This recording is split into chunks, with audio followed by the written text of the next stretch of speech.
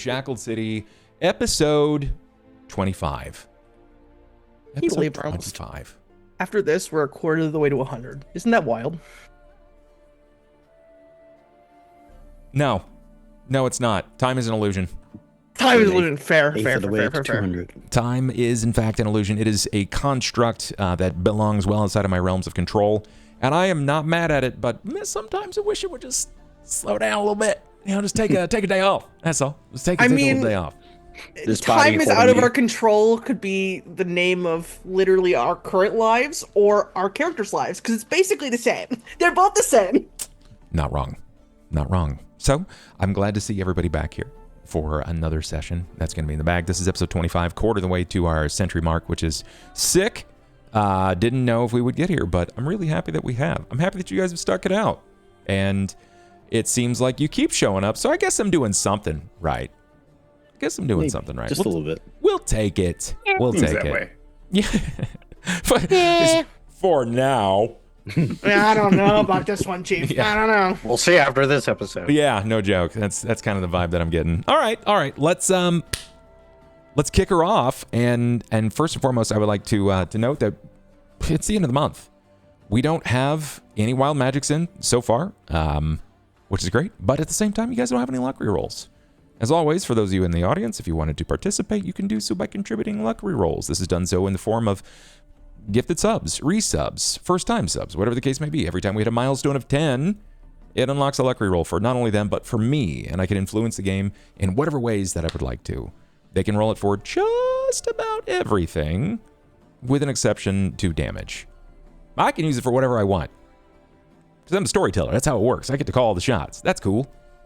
Yeah. I mean, it doesn't really matter to us because about half the time his rerolls are to make our story cooler anyway. So like, also the other half maybe it's a little bit like trying to kill us, but like at least some of them are trying to help us succeed. So like, yeah, we gotta let him have that. The game is punishing, man. It's Shackled City is a punishing game. It is not here to hold your hand.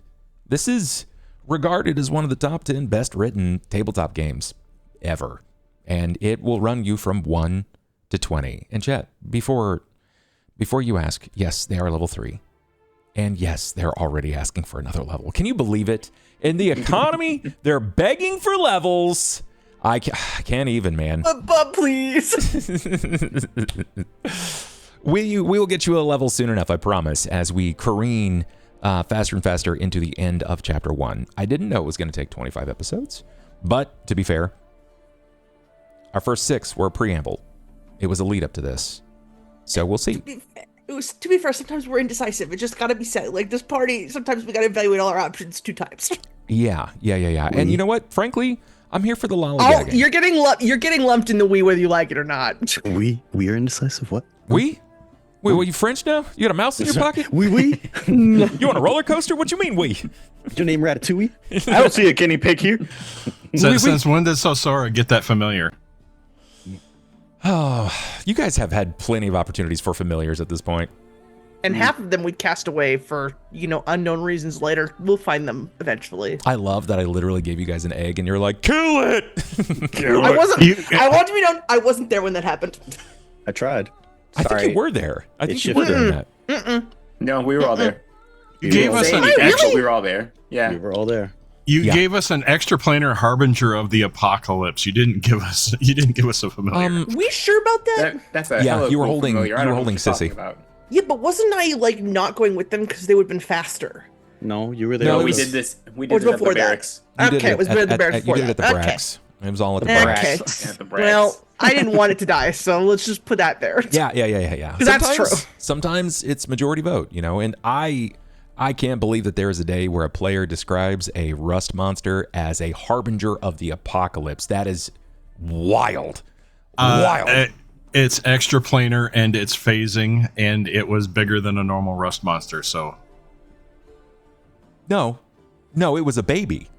It was like the size of a football. It's a little baby. Rust monsters are like the size of German shepherds, minimum. All right, Jen doesn't know sizes. That's perfect. That's excellent. That's all right. We're not mad at it. So, not a harbinger, of anything other than cuteness, really. That's what it's harbinging out there. And maybe it's not over. The mimic? Where's my mimic? The mimic, yeah. Dang. You guys really are out here collecting. Like, you're playing your own Pal World. You're playing your own Pokemon right now. You say we've shunned every chance to get something. I've tried to collect everything, Bub. Once That's again, true. what is we? That's true. What is this we? And then this we does not include. Then there was Grubtail, right? Mm-hmm. And Sorn. You guys are just gonna have a menagerie at your own like little abode. That's like you got someone that's the broom pusher. This is why we need to go buy the farm we burnt down and, and collect them out there. I don't know if you understand. Buying nothing means you got nothing. There's no farm there anymore, homie. Yeah, just buy the land. Got it. Okay, yeah, buy tainted soil. That's fine. Man, you know what? No. We went on some tangents. Hi guys. Let's talk about what happened last time. As you can tell, we've been playing together for a while. Yeah, and this is why it's episode 25 and we're not through chapter 1 yet. This right here, that's why. Yeah, it's true. It's true. Before we start a recap, I would like to say thank you guys again for everybody that has decided to hop onto Patreon.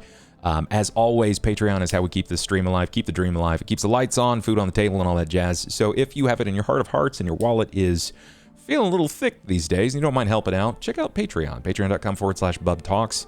It helps. Every dollar helps. And it doesn't get contributed to the Bezos pesos. He doesn't get any touch of that. I get 92%, whereas normally I get only 50% through your subscriptions here. So consider it, check it out, raise the level, do what you got to do. Let's talk about it now. Last time.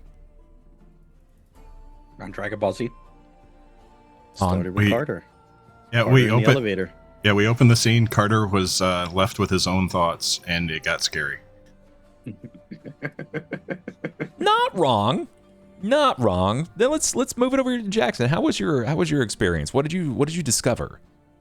I feel like my elevator trip was fine. It came with its own elevator music. It came with its own in-flight entertainment. You're not entirely incorrect. I don't know if everybody would describe that as entertainment, though. I don't know. It was pretty entertaining. It Someone did steal jacked your my shit. Yeah, it did steal from me. That was less fun. It took payment. Yeah. I've been scammed. Okay. Took that Spirit Airlines flight. Nigerian prince. Oh my God. Carter would fall for a Nigerian prince. Let's be real now. Oh no. Okay. So let's pretend I wasn't there telling the story. What did you uncover? Well, I was just sitting around being Carter as usual, and the music that was actually playing in my head got louder, and suddenly swirls started appearing. Oh. I was. I love it. It's perfect. Yeah. Tell me to what happened. What is this? What's the music? What you faced the music? I want to know a bit more about that. That's the thing. We don't know. Carter doesn't know. He can never place where the music's coming from. He can't place what the song is. It feels familiar, but it stays weirdly outside of his mind just enough to basically aggravate him. Yeah. Because he wants to place the song, but he can't. Yeah. It doesn't ever allow him the opportunity for extreme focus. So he constantly has that that persistent ringing in the ears, kind of. It's always there, always in his mind. Yeah, okay. But there was something this time that was different about that music. What do you remember about that? Usually it's quiet, but this time it got louder. He still couldn't identify it, but as it got louder, a symbol started to appear that was a spiral. And as he was questioning, because he was trying to contact Paylor at the time and figured that perhaps he's being contacted by something else, he questioned, "Who are you? What are you?" Well, for all intents and purposes, the swirl ate his holy symbol and then disappeared. Okay. What I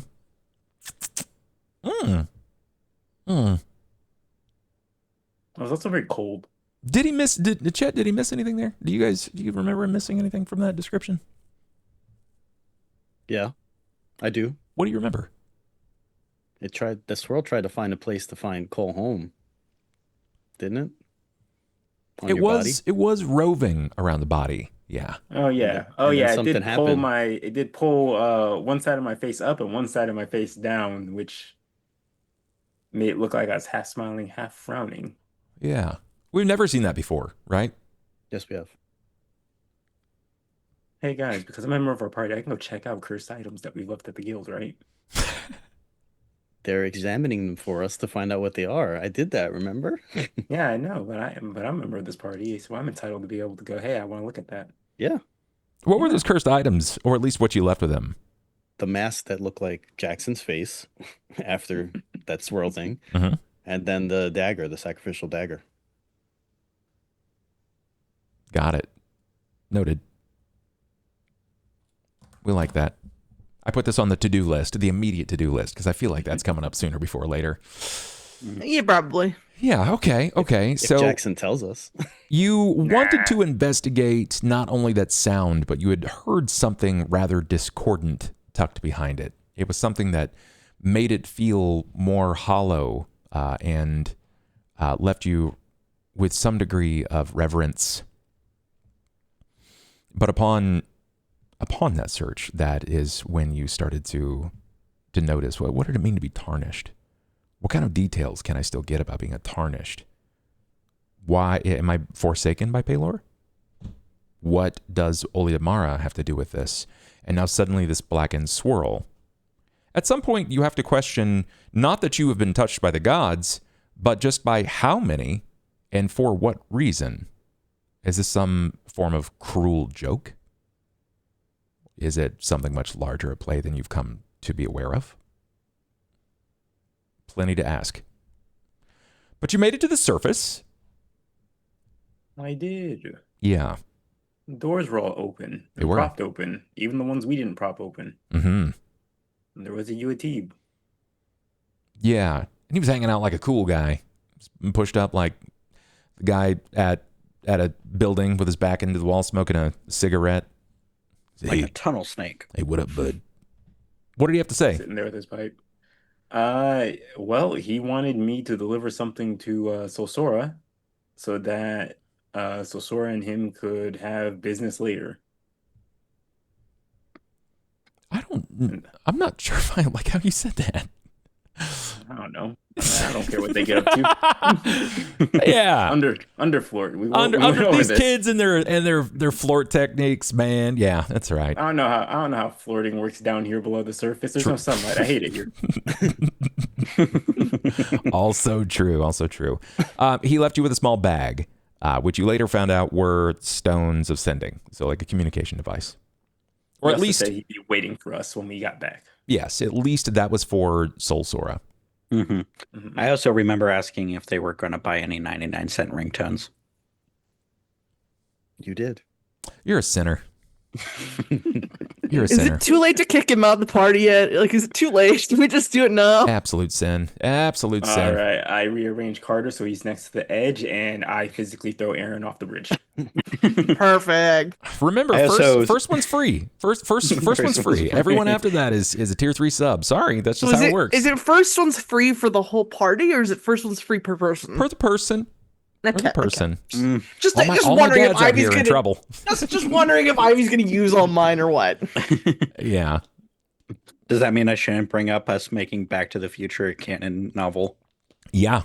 All right, tier 3 sub in go. Tier 3 sub right now, gifted. You also discovered something else on the surface. You went up for something. What did you go up for? Bag. Yeah. My bag and the mimic. Yeah. It was all in my bag. Mimic not found. Danger. The mimic was gone. True. Which, I mean, above board, I feel like made you a little sad. You're hoping to find little Bandy. Yeah. He's supposed to be a backpack. He's supposed to be a backpack. You're not wrong. But he wasn't there. What did Uatib do with him? What did Uatib, that son of a bitch? It's always Uatib. Uatib, where's my goddamn mimic?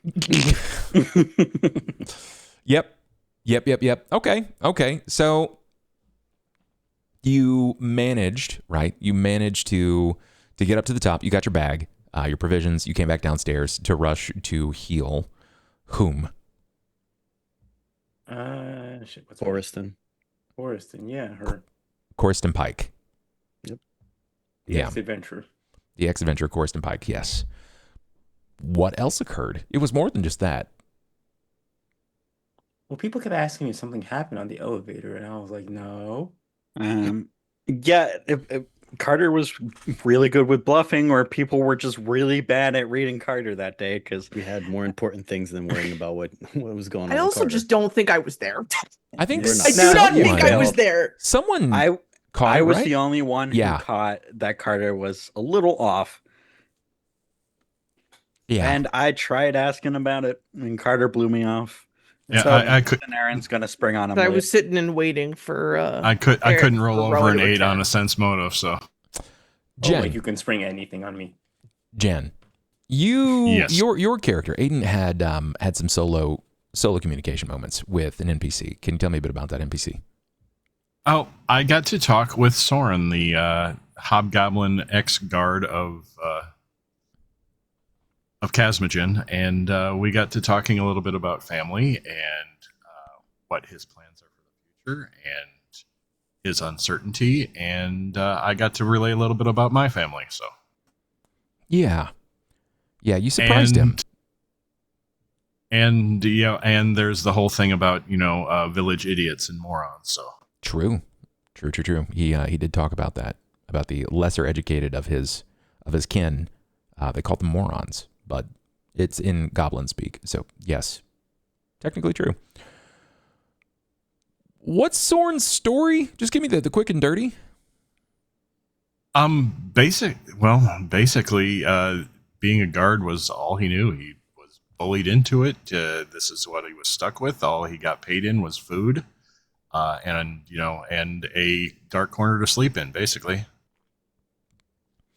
And he is uncertain about the future because Cauldron isn't necessarily known for welcoming any of the goblinoid race. That's true. Do you think that Soren landed in this position because he volunteered? No, definitely not. He really did not want to be here. He didn't want to be here. Does anybody remember how he wound up in this spot?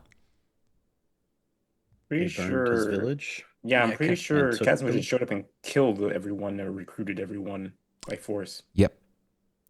So in turn, that cycle and circle continues. It perpetuates. He is absconding with individuals that he deems worthy enough to work for him. And if they weren't worthy enough, he would sell them. And if they weren't worth that, he would kill them. What's the point of having dead weight? Casmagen was a bit of a different story. I know that we talked about this last time, but is there anything that you feel like is an important note or hanger-on that is worth discussing in regards to Casmagen? Or do you just want to kind of move on? He has no connection whatsoever to the rest of our party. He's No, nothing worth You're reporting here. Christy. Okay. Look at me, Speak up. Farm. Casmagen let us know that. Okay, first of all, backing it up, Casmagen is I guess we'll call it reincarnated because he was dead at one point, but I don't have a better word for it. He's the reincarnated second oldest brother of Solsora. And he told us that her oldest brother, whose name is Corian, is leading the Dwergar to, I can't remember the name of the place, but it's against the Dark Elves. Yeah. Mensa. He said Mensa. Mensa. That's the one. And kind of basically gave Solsora the warning that they know where she is. And that's not surprising to her. She's kind of thought that for a while. Just for some clarity's sake, he was not reincarnated. Okay. He was reconstituted. Reconstituted. There you go. Yeah. I didn't have a better word for it. Reconstituted. Got it. More or less repurposed. He was, Yeah.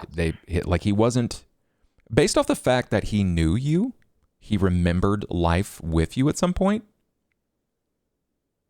He didn't die, but he was on his way to death's door. True. Pretty much just pitched out. I Yeah. used the word die because in Solsora's memory, it was the equivalent of that. Okay. Like, I don't think Solsora had any clearer picture than just that portion of the memory. So that makes sense. Yeah, and that's fair. I think that's a safe assumption. Okay. Not bad, not bad. He had a lot to say. Not everybody got to hear all of it because everybody was sort of separated. We more or less got to see from Rowan's standpoint, a little bit from Aaron's standpoint as well, but mostly Rowan Silsora. He didn't retreat into the Underdark alone. Who did he go with? Sarkassus. Yeah. And the stone spike. Yes. And his dog is porcupine dog. Mr. Prickles, Mr. Prickles. Yeah. There were others, but they weren't individuals you met. No. We couldn't see them because there was only the 4 that were described. I think Yeah. he left with whoever was guarding the prisoners, along with whatever traders were there as well. True. I mean, yeah, we found the guard barracks and it was empty. So 'Cause whoever was according laying it to- alive. According to Grubtail, along with kind of what Casvigen was saying, picked up on context clues, there was other traders there than the one that was in the main room that was waiting to bid on people. I'm going to read a list of names, and I want to make sure I've got them all here because this matters when going to the surface. Coryston Pike. Yep. Krillscar Endercott. Yes. Yep. Devin Mirzal. Yep. Yep. Irith Mercati. Yep. Sondor Ironfold. Yep. Janir Everdon. Yep. Maple. Yep. Deacon Evelyn Lucinda. Yes. And Griffin Malek. Yep. Was there anyone else that you were trying to find down here that you didn't find? A lot. That was only like half the list. If that. And technically, I guess we also got Jasper. So here, let me. We technically got Jasper, and we technically know where Taram is, but we don't have Taram. Just going over that again. Lucinda, Evelyn, Deacon, Coryston Pike, Maple, Irith, Griffin, Krillscar. Am I Sonder. missing? Sondor, Devin. Janir, Devin. and Devin. Yeah. We're missing 1, 2, 3, Janir, 4, 5, 6, 7, 8, Sondor. 9, 10, 11, 12, 13. Though we do think we saw at least one of them. I can't remember which one. There was The a one that was bard we dead. saw under Yeah, the the one that- stage. Under the stage. Yeah, it was the bard. Okay. Where are the boys? They went to Kingfisher Hollow as per Casmogen. Yes, they were sold to somebody in Kingfisher Hollow. And we're also missing one of the orphans, the first one to go missing, Rem. Yes, we are. Correct. You know what? Didn't the ogre say that he ended up eating one of the kids? Didn't like it because the thighs were tiny. Yes. There you go. Doesn't mean it was a kid. Elithor was on that list of people we found, right? No. No. That's Elithor Flagstaff. Yeah. Ashtaff. Ashtaff, yeah. No, that person is not on the list. So, We're missing Turvin, Jurl, Asme, Sheelan, Calum, Sorda, Timber, Saunders' wife, Ricaldo, Lester, Jaluth, Elithor, and then Rem. Yeah. And you 13 forgot people. Rika as well. Isn't Rika on there as well? Rika? No, I don't have a Rika. Under Asme Dresker. Asme. I was looking at the thing you sent me. So we can guess that Tembor was the one who died under the stage. Oh, Sheelan. That was Sheelan. Sheelan Rika. I said There you Sheelan. go. Okay. My bad. Despite all the names, Yes. do you feel as if you were successful? We have some. Yeah. I feel we're successful. We are as successful as we can expect to be with how long they were missing. This That's started what I. 3 months That's about ago. what I was gonna say. 3 months Some of these ago, people have been started. missing for 3 full months. Yeah. Yeah. With And everything, even if we would have yeah. known about it and found it at the beginning of our like journey, it would have only still been like a couple more days, give or take. Correct. With our power, we did a lot more than what would be expected of us. So I would call that a win. Yeah. Yeah. It's not all going to be pats on the back. You're not going to be met with wonder and bemusement, right? Like there's going to be some hell to pay. Some. You did undertake something without really sort of leading. And I recognize as your storyteller, but that doesn't necessarily mean that the NPCs recognize that time was of the essence. But that's okay. You didn't get to leave right away, though. You're still here. Something held you up. Jasper. Frickin' Jasper. Jasper Drundelspud. Man, he was a talker. He had a lot to say. Well, when you're nervous. A little nervous, yeah. He started as a flickering light. He wasn't even words at the start of when we found him because it was Rowan and I who saw him flickering. Well, the flickering light was the electrical discharge. Yeah, that was Well, the yeah. Right. I'm saying finding him started with flickering light. Yes. So how would you describe this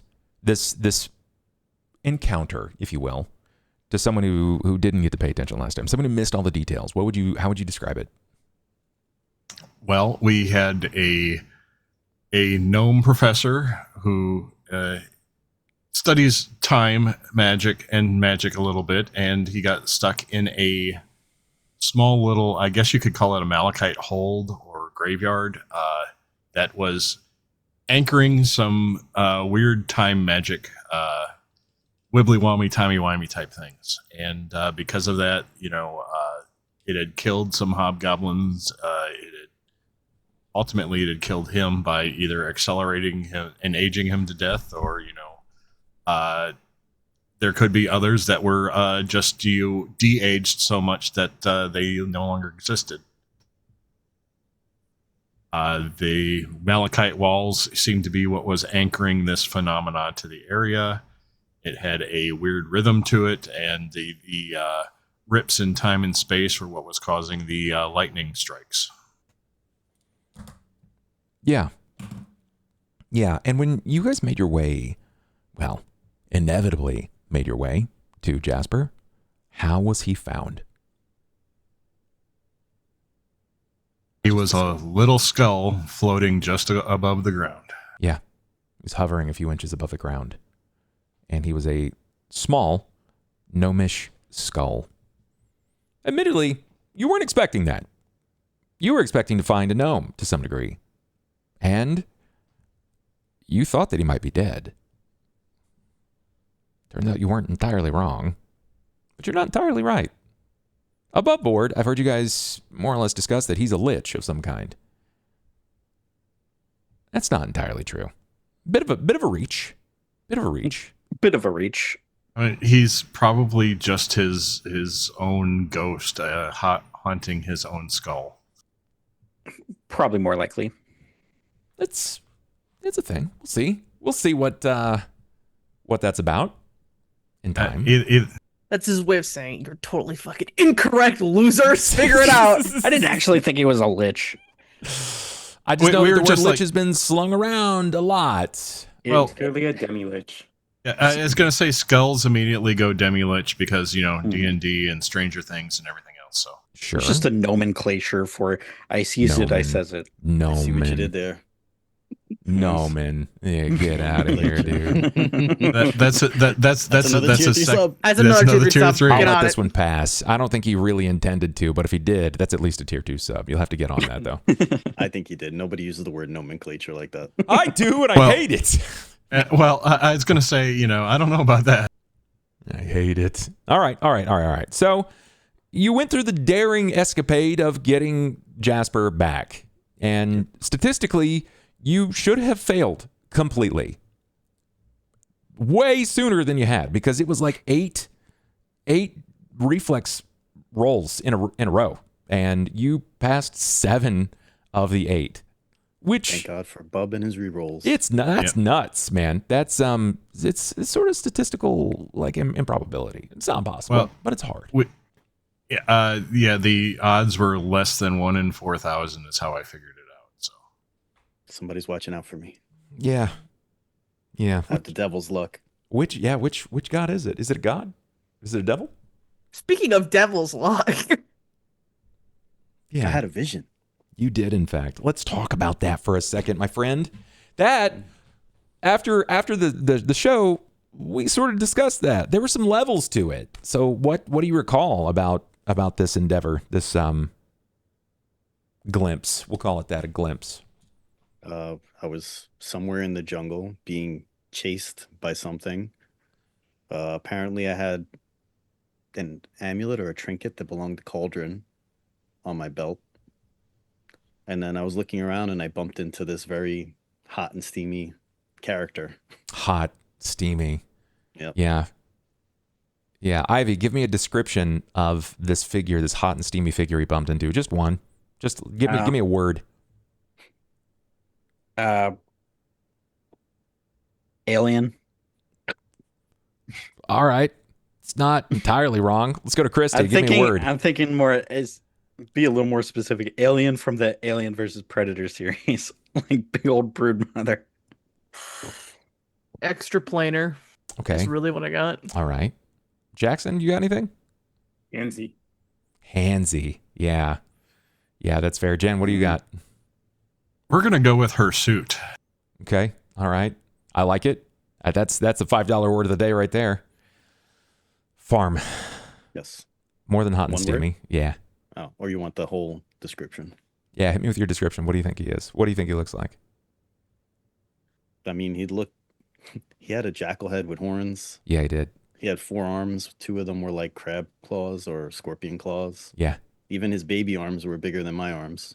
Yeah, like And he had a smaller 24-pack. vestigial arms that were still larger than yours. Yeah. Yeah. Big fella. What did he say to you? He said, "You're out of time, baby." No, he said, you're not from this time, but I'll see you soon. Going forward, my voice for that character is now Dusty Rhodes. You out of time, You out of time, baby. You found your way into Daddy's house. You thought I was Ric Flair, baby. Oh, man. I got all the rest in my pocket now, too. It's too good. All right. But he said, yeah, you're not from this time. You don't belong here, but I'll be seeing you soon. And then I woke from the vision. Yes, on you the did. floor. Yes, you did. And we ended the session there, right? Yep. Okay. Curtains close. I think that is the strongest form of recounting the details that we are going to get. I'm pretty happy with that, though. I'm pretty satisfied. So we're going to pick up right there, right in that very moment where your feet have just landed and no one else is any the wiser. Any the wiser in this case. My friends, you saw him propel his body. He leapt the gap, these stone walls that have stood here for centuries, at least decades. And in a momentary snap, in your vision, it's almost like a blink. His body hits the precipice of the stone wall, and as he begins his descent, he disappears in a blink and reappears, falling to the ground. You hear his feet pad across the dirt and stone of the malachite floor into a roll. I need a perception, please, from everyone other than Farm.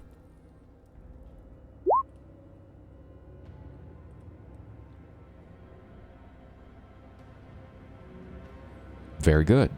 Very good. So Sora and Aiden will succeed in this. Carter, you succeed to a degree. Aaron, you're just kind of surprised.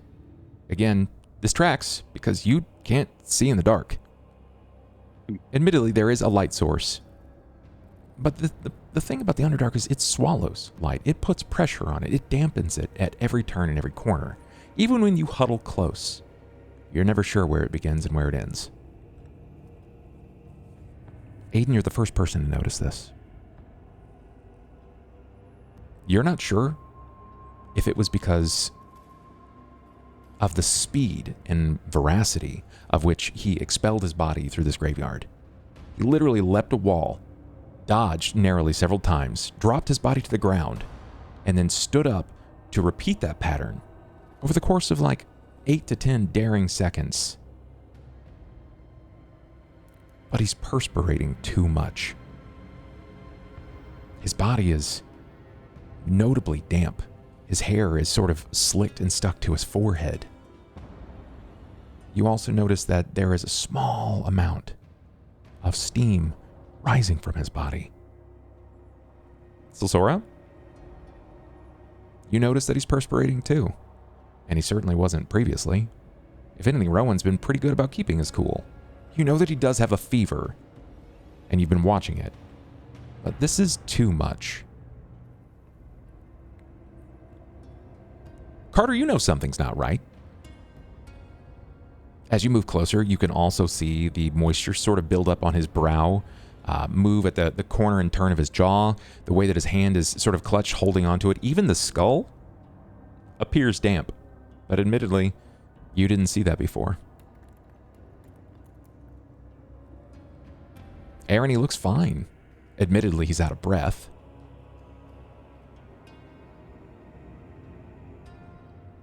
Farm. It felt like a vision. It felt like a glimpse. The words that sort of resonate and roll through your mind feel less like a vision and more like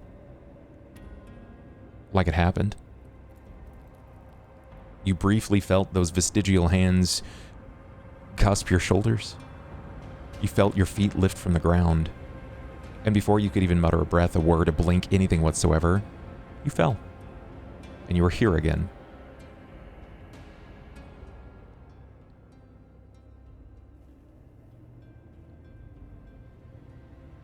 So Sora's gonna come over to Rowan's side. Kind of over here. You know, Rowan, they say bravery is just stupidity that you survive, and that was the bravest thing I ever saw. However, looked like you got hit there at the end. Are you okay? I didn't hit. I was somewhere else. Somewhere hotter. How long was I gone? Less than a second? Not Felt like noticeable. longer. Also, so Sora, don't use that stuff that destroyed Record. And he'll show her the skull. When each of you see the skull, you immediately recognize it's not human. It's close, but it's small, like a child's skull. It's a pleasure to meet you, all of you, finally. I am Jasper Drundelspot. You're a skull. I'm Jasper. As Jasper's talking, if somebody responds, he's turning the head to look at them. Pleasure to meet you, Jasper. Nice to see you out of that confluence. Thank you. I'm quite happy to be here. Now I can assist and serve back at the academy, and I will most certainly keep the wing of the academy as well. And Cauldron, he can kiss my ass if he thinks I'm going to give it away anytime soon. I will be back before you know it, and I have so much to prove. So much. What's happening to your face? You there? What is your lip is fade? You have the vanishing. Yeah. You have the vanish. Oh.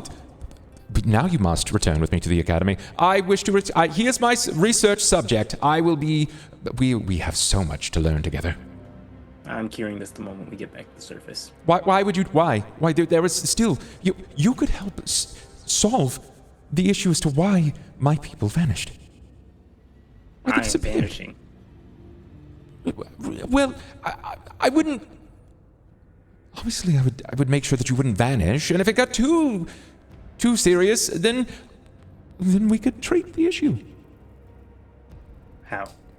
Great question. I will figure that out in time, but we still have time. It takes some time still, depending on how intense the vanishing was that you encountered. Where did you catch it from? magic item that I absorbed. Pardon? There was a Aiden. What do you call it? An eddy.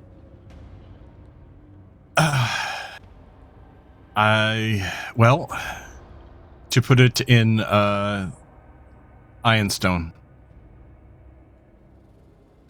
He put on a bracelet that contained an Ironstone in it, and after that is when, shortly after is when we started noticing the first symptoms of the vanishing. I mean, either that or some various arcane, or more important, divine energies that have been used to heal. Fascinating. Are what triggered it. It's the vanishing. You're the expert on the vanishing, is what we've been told. You consumed it. You placed it in your mouth and swallowed. You ate it. No, I just got the energy from it. I feel like I'm missing some serious details here. Was there mastication involved? Did you chew? No, I don't chew much of anything. I don't eat. Turn me around. Hand, turn me around. Look me in the skull. He must return with me to the academy. He doesn't eat, choice, yet he not consumes. Yours. Yep. He doesn't chew, yet he feeds. You know how you were talking, you know what happened here with the magic? He tried to cast a spell, and then the stone sort of just disappeared. Oh. So, and he said he felt more magical. Oh. So one of those eddies must, like you said, spells work weirdly. So something must have happened with the spell. He didn't physically eat the stone. Are you sick? Is there something wrong with you? Have you caught fever? Yes, I have filth fever. Oh, disgusting. Hand me to someone else, please. You're a skull. I can easily throw you over the bridge. Why would you do that? You went through that hell to retrieve me. No, I didn't go through it to retrieve you. I turned him back around and watch other people. So Sora will offer to take him if Rowan wants to give him up. He's not giving him to you because of what happened with Record. That's fair. That's rude, but fair. No, not to be against you, but like above, like just because, like, yeah, like rude, I don't want him but to fair. disappear. I don't want him to disappear. I was trying to heal us. No, of course we didn't know, but now we know. Yeah, it's fine. I'm offering because he said he didn't want to be in your hand, so.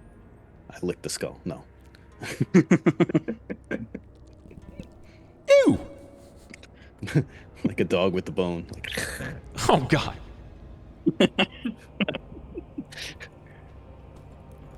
Well, everyone looks rather tired. Did you have a rough go of things?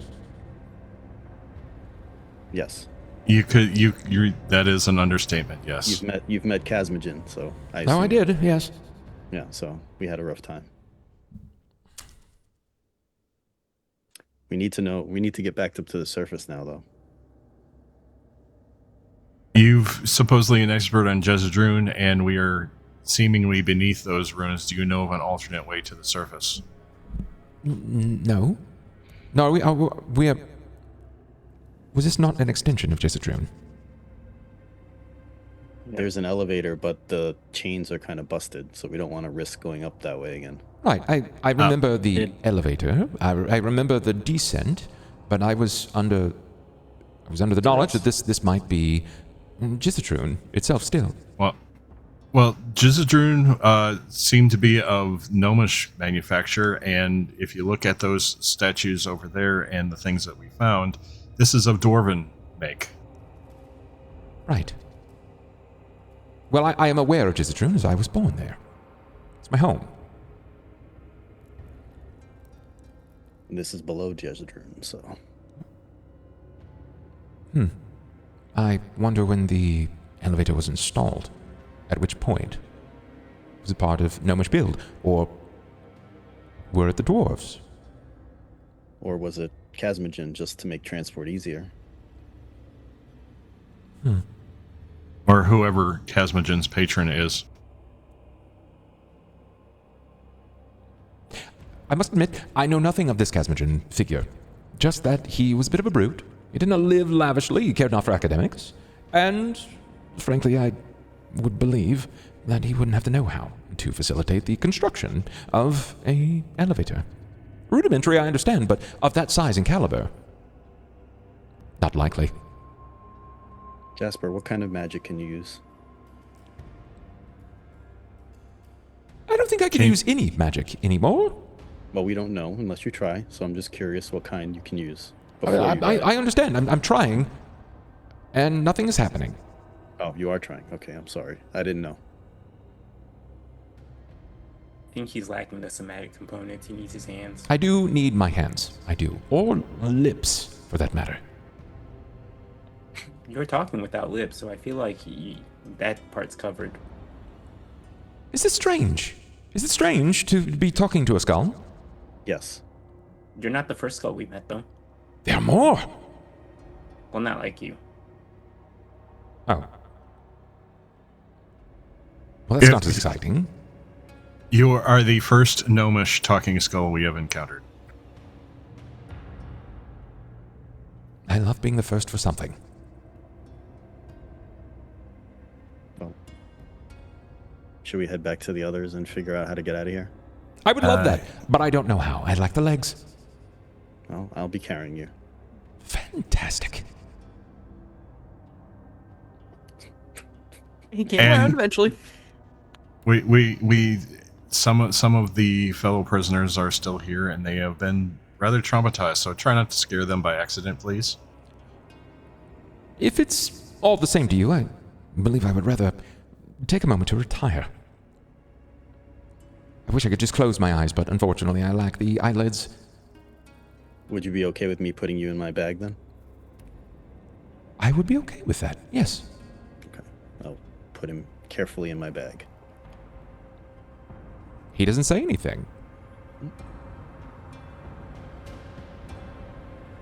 Well then. So let's head back to the others. Carter and Aaron. There was skins in, like animal skins in, what's his name, Casmagin's room. Maybe you can use that to put some gold in and tie it up like a sack, since Aaron doesn't have a backpack anymore disintegrated, and he can carry that. Sure, why not? Use some rope, and the rest of us will go back to the people. Yeah, I have a feeling we're going to need the gold just to pay for the healing of some of the more mercenary churches. Exactly. So, your first direction is to grab the leathers from the room, yes? Mm-hmm. For Aaron and Carter, and then the rest of us will go back. Okay. Be mindful the mimic might be in there. The other mimic. Not my mimic. There's more mimics? You don't There's remember? another mimic. Bandy told us you were there. I thought that was the thing Casmagin took with him. No, that was a stone spike. I mean, Yeah, he may have. Yeah, we're looking for Bandy's big bad bigger brother. I don't think they're brothers. Okay, above board, wasn't the second mimic the, like, ogre-looking thing? No. Oh, No. I No, asked that, okay. and Bub said mimics can't turn into living things as far as we know. So Correct. Gotcha. So there is another mimic somewhere. Anyway, yeah, I guess I'll head off with Carter and get some hides and wrap the gold up. Yeah. They're on the wall. Poking various things with my morning star. Get some rope and tie the hides up with the Should gold. have- And I think Carter has rope. And you just believe I have fashion it rope. into like a backpack. yep.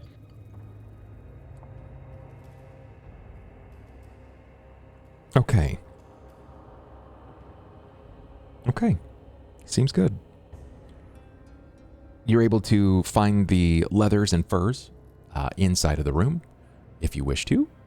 You can confiscate those for your own personal or other. Aaron, you return to this room. You discover, for the first time, where basically it has been described as a 30-foot square room. There are no other visible exits so far as you can tell, with an exception to the wall that you just passed through. Very clearly a hidden wall. There are 3 padlocked chests, 3 casks brimming with coins, a small stone bowl filled with gems, a heap of armor, and 2 large shields used as trays to hold more coins.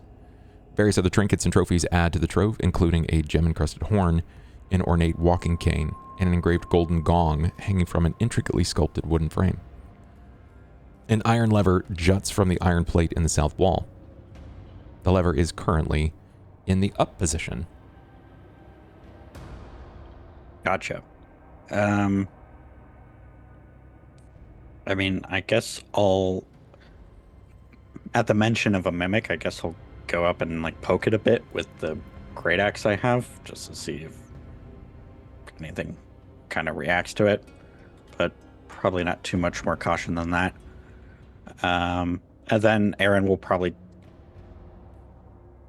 take the time to like kind of, if nothing reacts from that, I'll probably go ahead and like kind of scrape maybe the bottom edge of the great axe along the wall and just kind of do a lap, because this place has had a lot of false doorways and whatnot. So I just want to like perceive if there's like a change in sound or if there's like an illusion it goes through or something like that. And no, so far as you can tell, it's just a square. The only place that you're able to move through is the opening from Casmagin's room. Okay.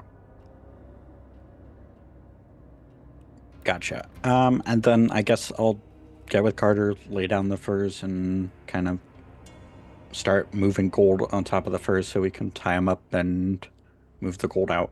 How did you want to do this? Good question. What kind of furs are they? Are they like large, like wolf furs, or the fox furs? Like, the fur is so. The furs that you're able to find, did you find them in Casmagin's room? Yeah, I would.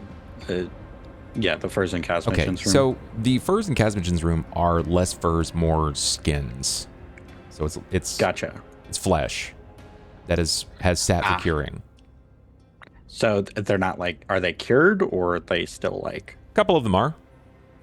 All right, I'll probably take the cured ones then. Okay. The ones that have been fully processed, and use those to kind of lay down and put the gold in, and then attempt to like kind of create it like a handy sack or something with rope. Let me be real here. There is a lot of material here. I have half of a page of various loot in this room. Mm-hmm. So if you're just going for the gold, we can do that.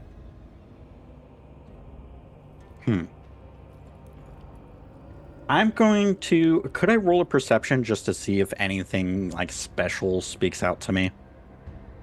Like if my eye catches anything that might be worth a lot more than like just the pile of gold. Sure, of course you can. Give me perception. 16. 16's not bad. Now with your perception, to determine if things are more valuable, the best way to do that is to open all the chests and then to sort of tip them out. Is that what your intentions are? Sure. All right. There are multiple chests in this room. You start first with an ironbound. The ironbound chest contains, when you open it up, 4 iron keys shaped like black demons resting on a bed of silver. This thing is filled to the brim with silver. Gotcha.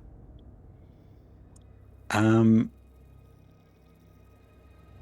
guess I'll pick the keys up and examine them. They're fairly ornate. Something of at least masterwork caliber to make these. Not something that was made poorly.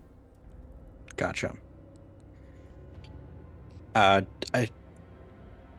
guess I'll, like, if this chest is unlocked and has the keys in it, does it look like the other chests have like a lock on them? When you look at the keys themselves are too large for any of the locks on the chests. Okay. These are very clearly meant for another location. Gotcha.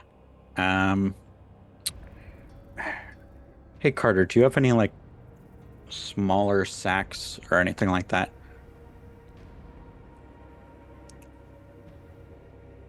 I've got my backpack. Gotcha, I don't want backpack. those though. I didn't think so. You don't have any like belt pouches or anything you could spare? Looks down at his belt with a pouch on it. Looks back up. I still don't want it.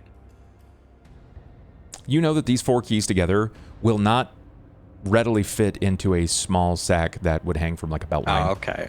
Gotcha. They're big. Okay. They're big. They're hefty as well. They're probably every bit of close to a pound each. How big is the skin that was hanging on the wall? That's a great question. Give me a knowledge nature. Sure. Not trained, but we'll see. Yeah.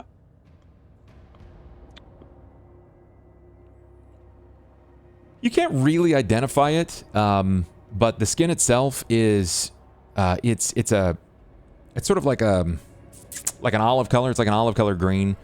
It would be a medium-sized creature. It looks like it's been kind of like cut and opened up. The trimmings have been removed from it. Clearly, whatever it was, it looks like it was severed at the head. Does it? I know I rolled really low, but does it look at all like humanoid in nature? Carter, can I get a knowledge nature from you? Sure. Knowledge nature. It's hard to say.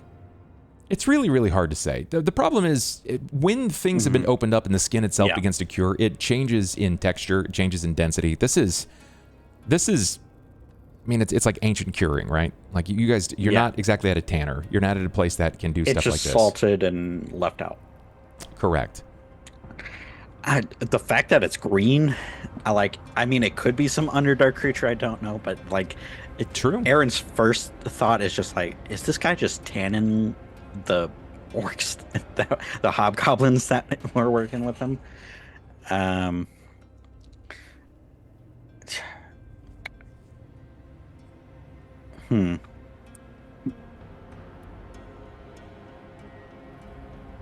don't know how comfortable I am using this, Carter. Did you see anything else in here that might make a better sack? Maybe maybe in the quarters over there? Is there any bedding? I mean, his moldy bed is sitting right there. Yeah. Well, what about the half-orcs and the barracks over here? Have any bedding or anything like that? They do, but it really is just stacks of timber covered in feathers or hay. Gotcha. I'm gonna put shiny things inside my backpack while you figure this out. Cool. I guess Aaron will hold on to the keys for now.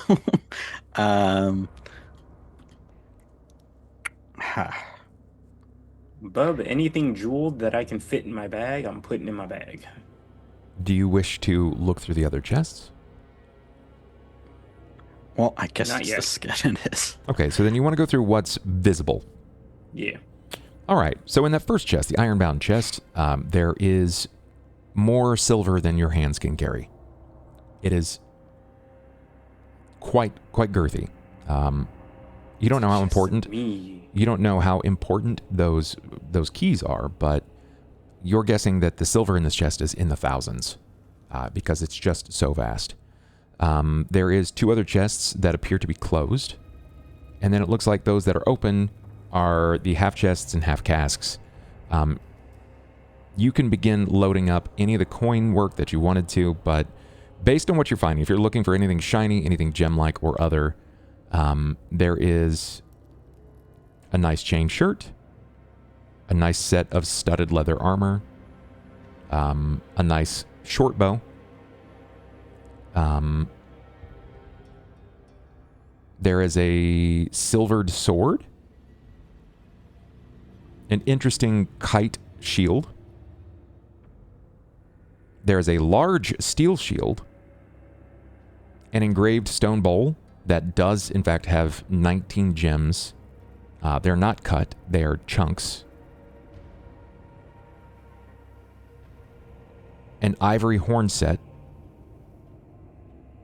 an ash walking cane with a silver angel-shaped handle. And there are 2 potions.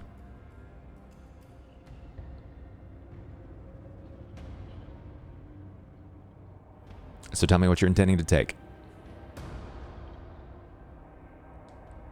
Was there a... Oh, that's probably the ivory horn that you mentioned.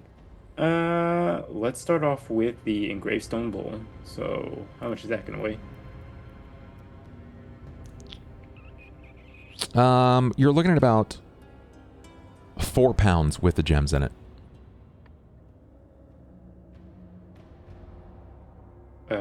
I'll take the silver sword. Okay.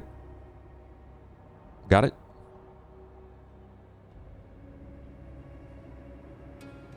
Anything else? The angel handle walking cane. Can I get a perception from you, please? I can sure fail that. It's not too difficult. It's It's more 3. difficult than that. You collect it. It pokes out of your bag. It is taller than your backpack, but it will poke from the bag. I'm going to guess that you're probably holding on to the sword. Yeah, I will hold on to the sword because I don't have a scabbard for it. Got it. Can I fold up and grab the studded leather and the chain shirt? Or fit them in the bag? Yes, but that will fill your backpack. All right. If not in weight, then definitely in size. And you have to stuff this thing very, very tight. The chain is a bit more malleable than the studded leather. Studded leather itself is... it does not want to bend as well. Can I get a perception on these things?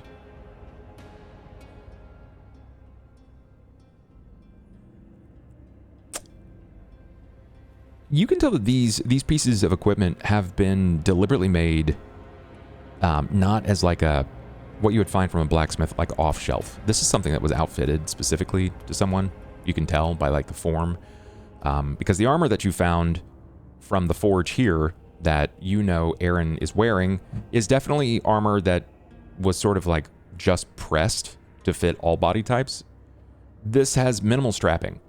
The chain shirt is sort of cut to meet interesting portion, body like sizes. It's not something that you would just find like randomly sitting. It's something that was like sort of tailored by a blacksmith or a leather crafter. All right. Custom made. Well, guessing by the state of the other rooms, I'm probably not going to find a better option to haul all this gold in than this skin. So as much as it's kind of like, Aaron will lay out the skin and then go look in the other chest to go see if there's anything of greater value so he can take less weight with him. Got it. Okay. I understand. What about everybody else? What's happening with you guys? You're muted, Farm? Sorry, thank you. We went back to the torture room to check on Soren and the prisoners. Sure. When you re-arrive and return, Soren is sitting. He's sitting at the table. He has created as much distance as possible, and you notice that while most of the individuals that have been left in this room are sort of like minding their own, it's particularly Krillscar. Krillscar is watching him with intention. Hyper vigilant. Yeah. You notice that when you step into the room, it doesn't take a hawk to see the fact that his knuckles are whiting. He is very clearly on the defensive, just waiting for something to happen. But you know that the hobgoblin has surrendered his weapons.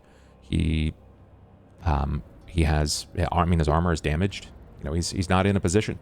He has not opted in for this. And it's only recently come to the conclusion of his own history, his story. When they see you, there is like verbal tension release in the room. You can visibly see everyone sort of reductively release that gasp. Even Sorn, right? Like it was noticeable tension. Do you say anything? Oh. Yeah, they'd be like, I know it was hard for you guys, but thank you for keeping the peace, especially you. We point to Krillscar. When you say that, he kind of like puts his hand up and then realizes that he's still, ready to do something, and he just kind of waves it off. He's like, "It's fine. You're back. That's all that matters." Yep. Now we gotta get everybody together and get moving. Yes. Did Devin or Coruscant wake up, or are they still? And then they'll check on them. No. They're still out? Okay. Yeah. Anytime that you attempt to sort of jar Coruscant, she like weaves in and out of consciousness. Like it's almost like she's been drugged. Well, her I expected. I didn't want to but Devin, we don't he was treated, but he wasn't bleeding on the floor. Yeah. Like she was. So. You can tell that he was heavily injured. It's a lot of things. It's a sign of the damage that his body's taken, the malnourishment. Like he's been through it for sure. You can tell. You don't even know how the others are staying up, how Irith or Krillscar is managing. Are these beds in here wooden? They are, yes. Okay. And are they big enough for two people to be on it side by side? No, the fabrication is shoddy at best. Okay. Okay. You looking to make stretchers, are you, as well? Or a sleigh to drag them. A sledge would be easier. However, I don't know if their construction would stand up just to the normal bumping and jarring. Yeah. They're also not big enough for two people to be on one. Because we have to move two unconscious people. And then help a one-legged one also. If we go get the others, maybe we can all move as a group then. We need to figure out if we're going to attempt the elevator or are we going to try going the other way.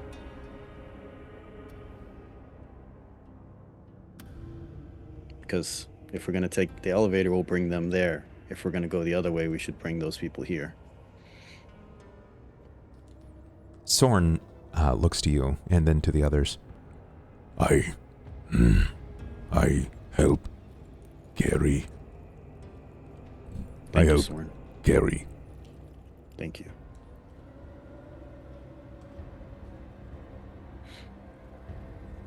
But we still all right. Go ahead. Well, as much as I hate to say it's their life, it's if they're willing to risk it. But I really don't want to use the elevator, but our route that isn't the elevator is unknown. Going to be a long and windy road.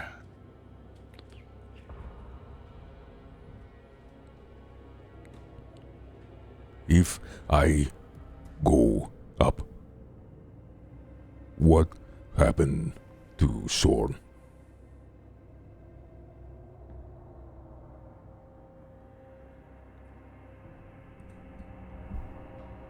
Will Sorn be killed? No. I won't let that happen.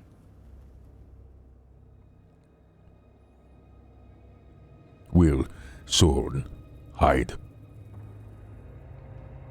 There's no place to hide the way we're going up.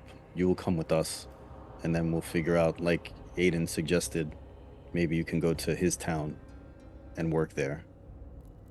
You will come with us.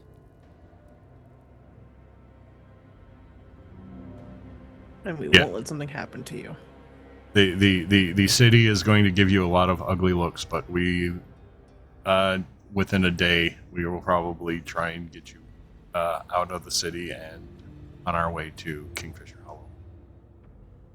If events allow us to get moving that quickly. More slaver in the Kingfisher. They buy boys. Yes, we are going to look for the boys when we go to Kingfisher Hollow. But his family is also there.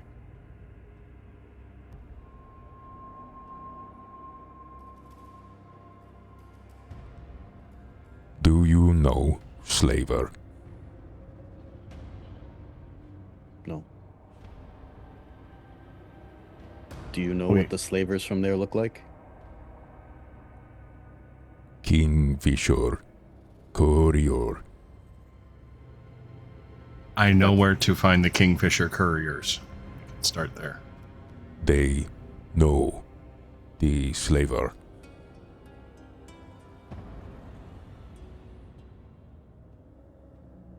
We're not going to give you to a slaver.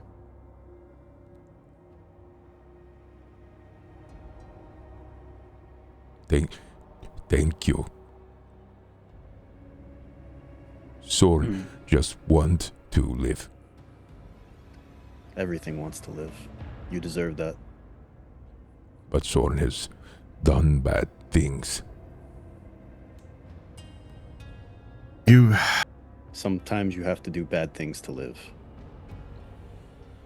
I do not like what I do bad thing. Then do good things to make up for it, like you are now, by helping these people get out of here. Grillscar chimes in. How do we even know that we can trust him? What he's been caught now. He was caught and abandoned. So that we don't know his ilk. We know what they've done down here. We watched what they were doing to the others. Do you think Coruscant harmed herself? He could have ran away from you guys, or he could have killed you guys while we were gone. He could have taken his chances running away instead of waiting for us to come back where he might be killed when we go up. He's risking his life right now. Yes, he's risking life, imprisonment, enslavement, just to help people that he knows he hurt. That speaks volumes to me. Then who's going to be held accountable for this? What I'm grateful to go back up to the surface. Trust me, I'm glad to see the sun another day, but I lost my foot. Coruscant nearly lost her life. And no one's going to be held accountable for this? You're welcome to go find Casmogen if you want.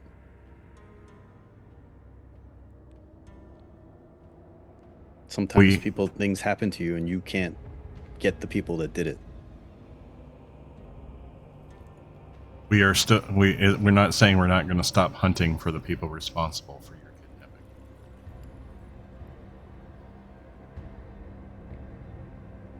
And yes, it's not going to be easy living with the memories of this, but trust that we will continue on and push on and keep going.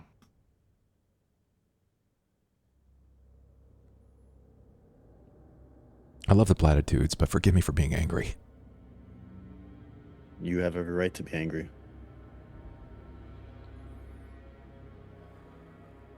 I was thinking about it, and just kind of...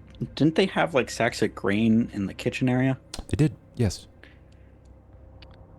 I'm going to actually run over there kind of and grab those sacks, because it's going to make a better carrying bag than whatever I can scrounge up with rope and skin. Yeah. So I'm going to run over there, kind of find sturdy sacks, dump out the grain, and use those to carry the cold. When you run back to that area, you notice the storage room has been opened where Grubtail was. Mm. That's another reason I wanted to head over. Yeah, when you peek inside, he's not there. He said he was going to leave as soon as we went in Casmogen's room, so... Yep. Not surprised.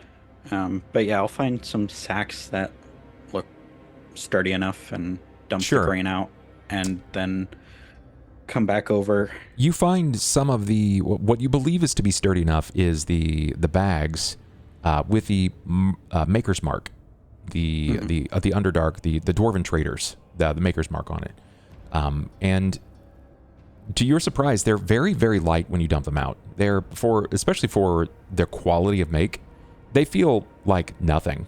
Like there's nothing in them whatsoever. It's like wind in your hands. Interesting. I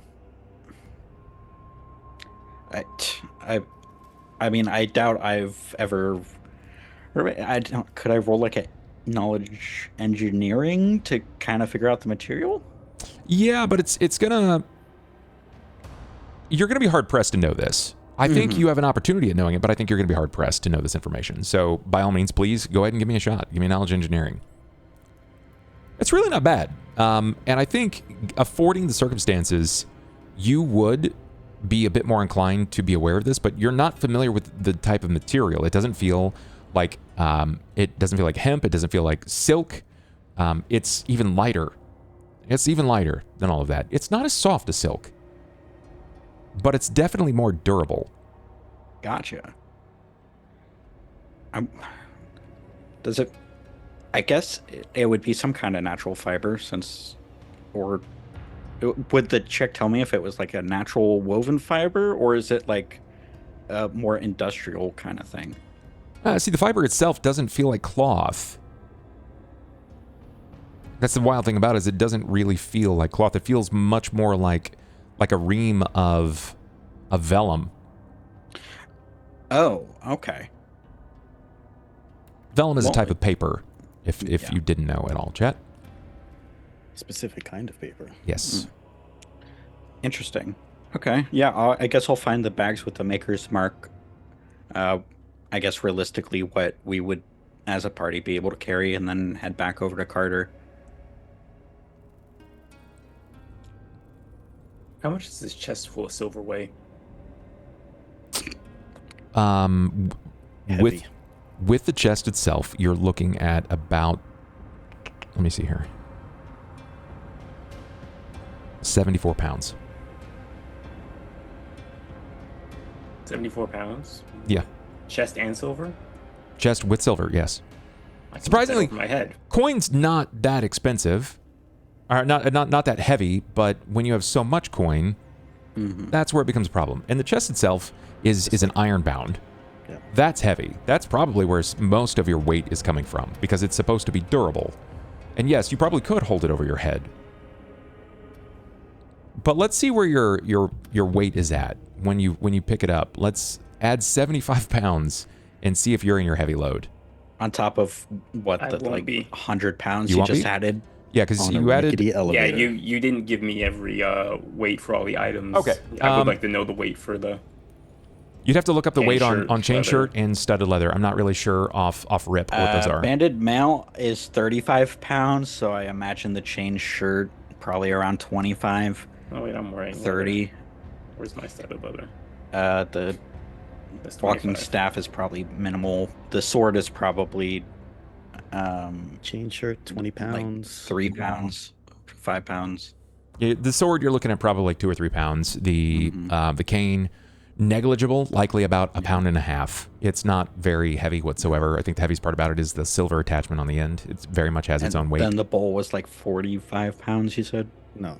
No. I said 4 pounds. 4 He pounds. said 4 4. pounds. Yeah. He said 4, and I got I that don't- because he already said it. Studded leather is 13 pounds. Okay. Oh, it's 13. Yeah. Yeah, so That's what I said. pick up everything. You're 4, 13, 20, 1, 75. That's already over 100 pounds. It's adding 100 plus pounds. So right in the wheelhouse, about 110 pounds. Here, I'm just going to add the sheet calculating it. Chest is 74, right? That's 75? 74. 75? 74. Now, while he's doing that math, Yes. you've got the sacks as well. I'm still below medium load. That's gross. He's strong and pretty. Are you it wearing like? heavy armor? What's it like to be God's favorite, huh? What's that like? No, be I'm Kronk. not. I'm in light armor. Oh, you're in light armor. Yeah, I'm in he light is. armor. Yeah, I'm in leather. Oh, yeah, I guess, yeah, that saves a lot of weight. Yeah. Oh, as I don't know if this has been clear, just because I'm not familiar with it. If you guys are wearing armor, you can't take the bonus of mage armor. Just for clarity, if you're wearing armor, you can't have mage armor. Yeah. Right. Yeah, I hasn't been don't. cast I think on me. I was gonna say I think the only people who have had mage armor is Rowan the and mage armor Jen. caster, Aaron when he didn't have armor, and Yeah. Rowan who doesn't wear armor. Right. Yep. Aaron's was specifically when he dissolved his armor the first time, one of the times. After coming out of the elevator. Yeah, I think it yeah, was yeah, cast yeah. on me. Before we got found the replacement. Yeah, when he got terminated. Right. So the three of you together are trying to piece everyone together. Or are you going back to find Aaron and Rowan? Aaron and We're- Carter. Sorry, Aaron trying and to- Carter. We were So trying Sora to get... probably is gonna. Sorry, go ahead. No, Go go ahead. ahead. No, go ahead. No, so Sora's probably gonna go find Aaron and Carter because all this talk about can we trust this goblin is making Sora a little concerned, so she wants to remain away from here just in case. I gotcha. So I'm gonna go find Aaron and Carter. We were deciding, like, so now that we decided we're going to use the elevator, or they're going to decide if they want to go up the elevator, we were going to move these people to everybody else, because that's Okay. the route we're going. All right. Then you can do just that. I'm going to go ahead and zoom out so I can drag all the characters over there. It's going to eat up some of your time to get them all in that space. Well, Aaron was running around looking for bags and shit, because he was squeamish about skin on the wall, so... If your character's moved, you can look up in the direction of where you believe the forge is. Should help you. Did it zoom all the way out? Huh? Bodies, bodies, bodies. Very good, very good. Got them all over there. Okay. All right. So if you can't see for some reason, I'll just go ahead and pull you. You should be able to see that now. Right? Yeah. Yep. Okay. All right. They're all over there in that room. And Christy, if you want to move your token over to meet the guys, you'll probably interact with Aaron on his way back. He's moving with these bags. He very clearly has found some like sacks or bags that are medium-sized bags, not as big as your backpack, but just slightly smaller. I think like a satchel in size. And he is walking in this destination. He doesn't have anything else on him. Okay. I think Sora's gonna just keep walking. Okay. I think she wants to go find Carter. Got it. Then go ahead and... She trusts if Aaron's over here, he's over here for a reason. I mean, with the bags, I'm be headed back to where Carter is, so... Well, there you go. heading in the Then same we're direction. heading in the same direction. Mhm. This is not the direction that You're I right. I got you. I got you. I got your token. Hey, Let me thank you. go ahead Thank you. and shift you. Thank Oh, you. hey, Thank what you, is Mr. the Dungeon. what is the guy. weight of the ivory horn set? Because I also had that. What are we guesstimating? I'm thinking it's because it's an ivory horn set and it's also gemmed. Let's go 10 pounds on that. 10? It's a little weighty. Now, Yeah. now Ivory's I'm heavy. over medium. Now I'm into heavy load, but I'm still under it. Got it. Can How slow do you move at heavy load? Half speed So At- 15. me. at heavy load. Like in full, I believe it's half speed. But if you reach like If- full encumbrance, you move it 5 feet around.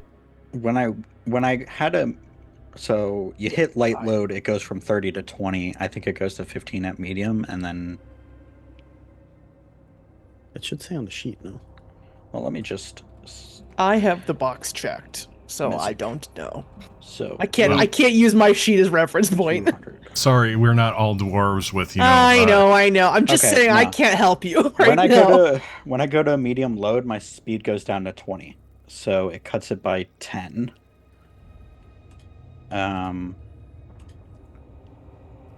And then if I go to 300, which is a heavy load, my speed goes to 5. Correct. So if you're in heavy load, you're moving very slow, Carter. You are in fact, yes. Yeah, maybe He I'm just not in went over heavy to load. medium. Yeah, maybe I'm not in heavy. For some reason, it says heavy load. I haven't much is reached your heavy heavy load. load? My heavy load is 260. And what weight are you at? I'm at 181. Then So you're in not medium. Yeah, you're in your medium. Yeah. You're in medium. Yeah, it only reaches You have the to get 20. pat- I don't you know have to get why pat. it labeled it as heavy, but it is registering everything at medium. That's fine. That's fine. like it's registering my medium, but I haven't hit the medium load number yet. Christy, So when you arrive in the room, you can see sort of what's going on. They appear to be attempting to bag things. Carter is full. Yeah. Very much full. He's dragging an ironbound chest, lifting it. He's got it's difficult because he's got a sword sort of tucked in his belt line. It doesn't have a scabbard, which you know is probably dangerous. Probably gonna end up hurting him a little bit. Oh yeah. He's got a cane poking out of his bag. It looks like there's a sleeve of a studded leather suit of armor. Over his shoulder, he has a horn set, an ivory horn set. Can I throw these things in the chest? You can put the horn in the chest. You can't put the cane or the sword. Cool. Can I look around and see if there's anything else like lying around that Sora wants to look at? I mean, possibly, but I don't really know what you'd want to look at. Yeah. Well, above board, Christy wants the shield that they talked about. So Sora's looking for something that they didn't pick up that she might pick up. There are two shields. There are in fact two shields.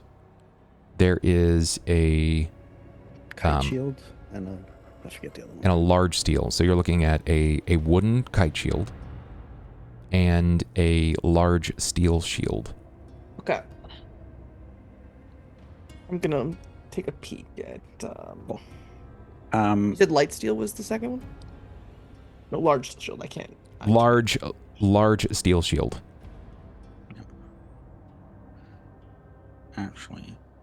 Actually, you kind of went over everything with that was in the pile already. That was visible for Carter, right? Yep. Correct. Okay. There are two chests still that remain sealed. All right. I'm going to go to the next closest sealed chest and take a look inside. The scorched chest. You notice that there is a bloody smile on the outside.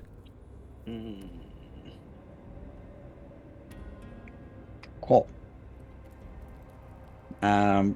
I guess, can I just take a look to see, like, he's not as specialized in traps, but, like, can he take a look at it to see if... You can try. Would perception or engineering be better for that? It'd be perception. You gotta find you have to find the trap in order to fix it, if there is a trap at all. 20. Aaron, you believe it's not trapped. Okay. It was already hidden well enough. Yeah. You don't think it's trapped? Then I'll attempt to open it. Sure, and you do so. It's not locked. When you open this up, the chest itself, filled to the brim, has... It's strange. It's black iron coins. Black iron coins. So... this isn't really a currency Aaron would know about? Correct. But they look like coins. Yeah, they're stamped. Okay. Even. Yeah. So Sora, do you know what these are? And I'll kind of hold up a handful. I'll go take a look at them and see if I recognize them at all. Sure. I would like from you a knowledge history. Okay. That's terrible. It's not a great roll. Reroll, so unfortunate. Not a great roll. True. No, unfortunate. We don't have luck rerolls. That's okay. These things happen. It is what it is. And I would like a memory test. Sure. These rolls are terrible, bro. Of the times to have them. Oh, it's fine. It is what it is. The coins themselves, it's a really interesting shape. There's something about it that it reminds you of. It's like it's vaguely familiar in the back of my mind. Like you're certain you've seen it, but you don't know where. I don't know where. Can I just pick up a couple to like put in my pocket or something to like look at later? So Sora, when you grab the coins, yeah, you pick it up and you kind of like you're certain you know that you're very familiar with the shape. Like there's something very distinct about the shape that you recall. But when you pay closer attention to the coin itself, it is stamped with your family's sigil. That's not good. Oh boy.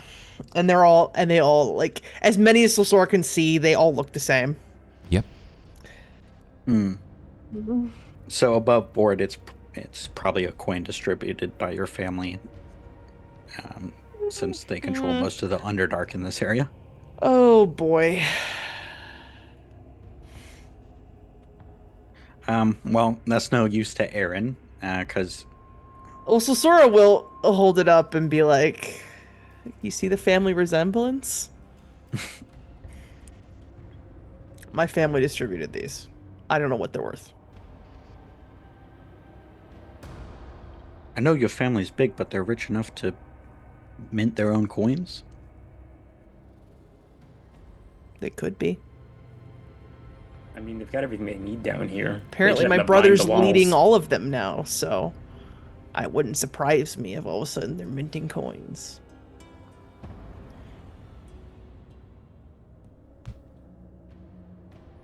Can I get a perception from the three of you, please? As you're all kind of like peering over the chest. Holy terrible rolls, Batman! Jesus, my dice hate me today now. I got one good roll. Yeah, Carter he got has the the best best perception. That's crazy. That's crazy. That's right. Carter, I at also the corner of the chest, you see something that sticks out a little bit more as she kind of like filtered through. Some of the coins moved and rolled, and it tipped one off the edge, rolling to the floor. But it was covering something of a different glimmer. There appears to be like a silver chain that is just, you can just see the rim of the silver chain from the corner of where a coin had fallen.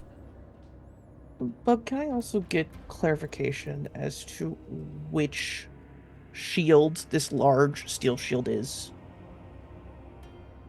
Yeah, it's the For large steel purposes shield. I'm just looking at PFSRD. I gotcha. It's not there. Just look for the steel shield. shield. Sorry, what'd you say, Abby? Steel shield. Mm-hmm. It's the heavy one, most likely. It is. Yeah. Because there's heavy. Oh, Yeah, there's heavy and light. steel. There's heavy steel shield. Is that That's what you're? correct. That's the one that you're Okay. looking for. So Sora would like to take that. Probably labeled something different in 3.5. But Carter, it's up to you if you wanted to inform them of that, because they didn't see it. Guys, why are you ignoring the chain that's right there? I'll look down. Yeah, as well. We'll look down. You scan it for a moment, and he kind of tips it with his foot to show you, like right at the corner, tucked just amidst the coins, there appears to be like a single link of a silver chain. Very Sora fine. will grab it if she's close to it. She's gonna grab it. When you grab the chain, you realize it's pretty frail. Mm-hmm. Do you just yank? No. She's just gonna like carefully try to pull. If it's not coming out, she's gonna try and move some coins to get it out. But she's not yanking it. She just wants to try and make space for it if it's possible. Got it. You're able to kind of like spoon some of the coins over the edge, and you're able to find what looks to be a silver chain. Hanging from this is a silver crescent moon pendant. You also see the cork tops of 2 potion bottles near. What kind? Do you recognize that chain? I was gonna say, can I do knowledge history and or a memory test to see if this moon sigil's familiar to me? Or it just kind of looks like a moon, I guess. Zora wants to see if there's any sort of hidden meaning to it, but... I mean, you can try. Go for it. Sure. You want knowledge history? Or do you want just a memory test straight up? One or the other. This is different from the coins. Let's do the memory test, shall we? It's not a bad roll, but you can't recall ever meeting anyone with this short of a decoration. It's nice. Sure. Can I check religion? Yeah, you can try. I could have tried religion once. You think it's close enough to a religious symbol, but like it's missing some of the standard information. Nothing here that really leaps out at you as a religious icon whatsoever. There's no text, no markings, nothing that really kind of strikes you as iconography or any sort of emblem of a god. Interesting. I have a different question. Mm-hmm. Is there something that I can roll to attempt to identify potions? Because I've never done it before. Normally, this is Aiden's job. I don't know. I'm asking if there's some rule equivalent of Arcana or something similar that I can use rather than a spell, because I don't have a spell that'll do it. No, unfortunately not. That's what I thought. That's fine. When you're in these situations, when you want to determine what a potion is, right, you just pop the cork. Sick. Okay. I think maybe I won't do that just in case Rowan gets upset. I'll grab the potions and the chain, though. I'm definitely going to take those.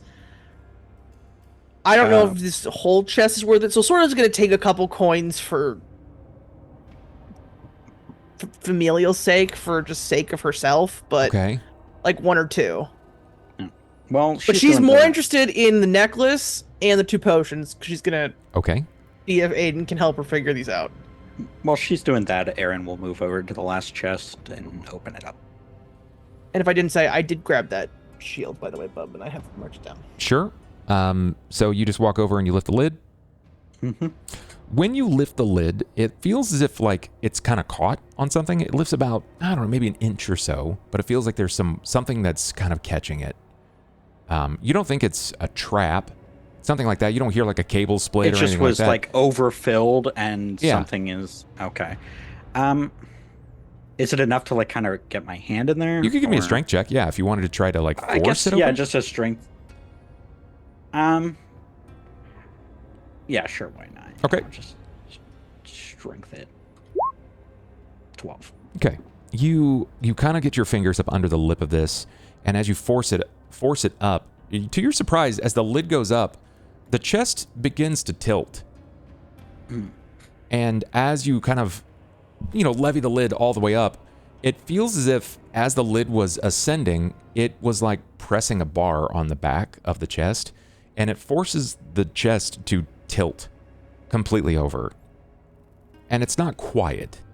As it falls, thousands of glass beads fall all over the floor, leading well into the next room. Glass beads? Yes. Small, circular glass beads. I guess I'll pick one up and examine it. Like, it's a glass bead. You're certain of it. Cool. I guess I'll kind of untip the chest and see if there was anything else in there. Nothing. What a weird chest to keep.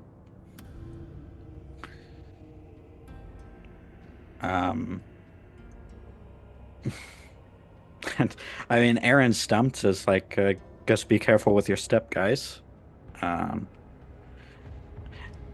Actually, you said they like kind of spilled out of the room.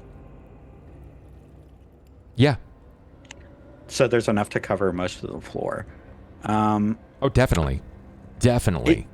Have they kind of like rolled in one direction, like the room is kind of sloped in a certain way where they all kind of No, just remember when the chest, like there is some momentum as the chest tips forward, it kind of flings the beads.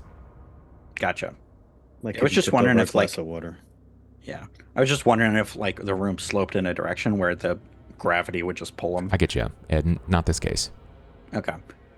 In that case, Aaron will just take the time moving golden valuables into the bags, I guess.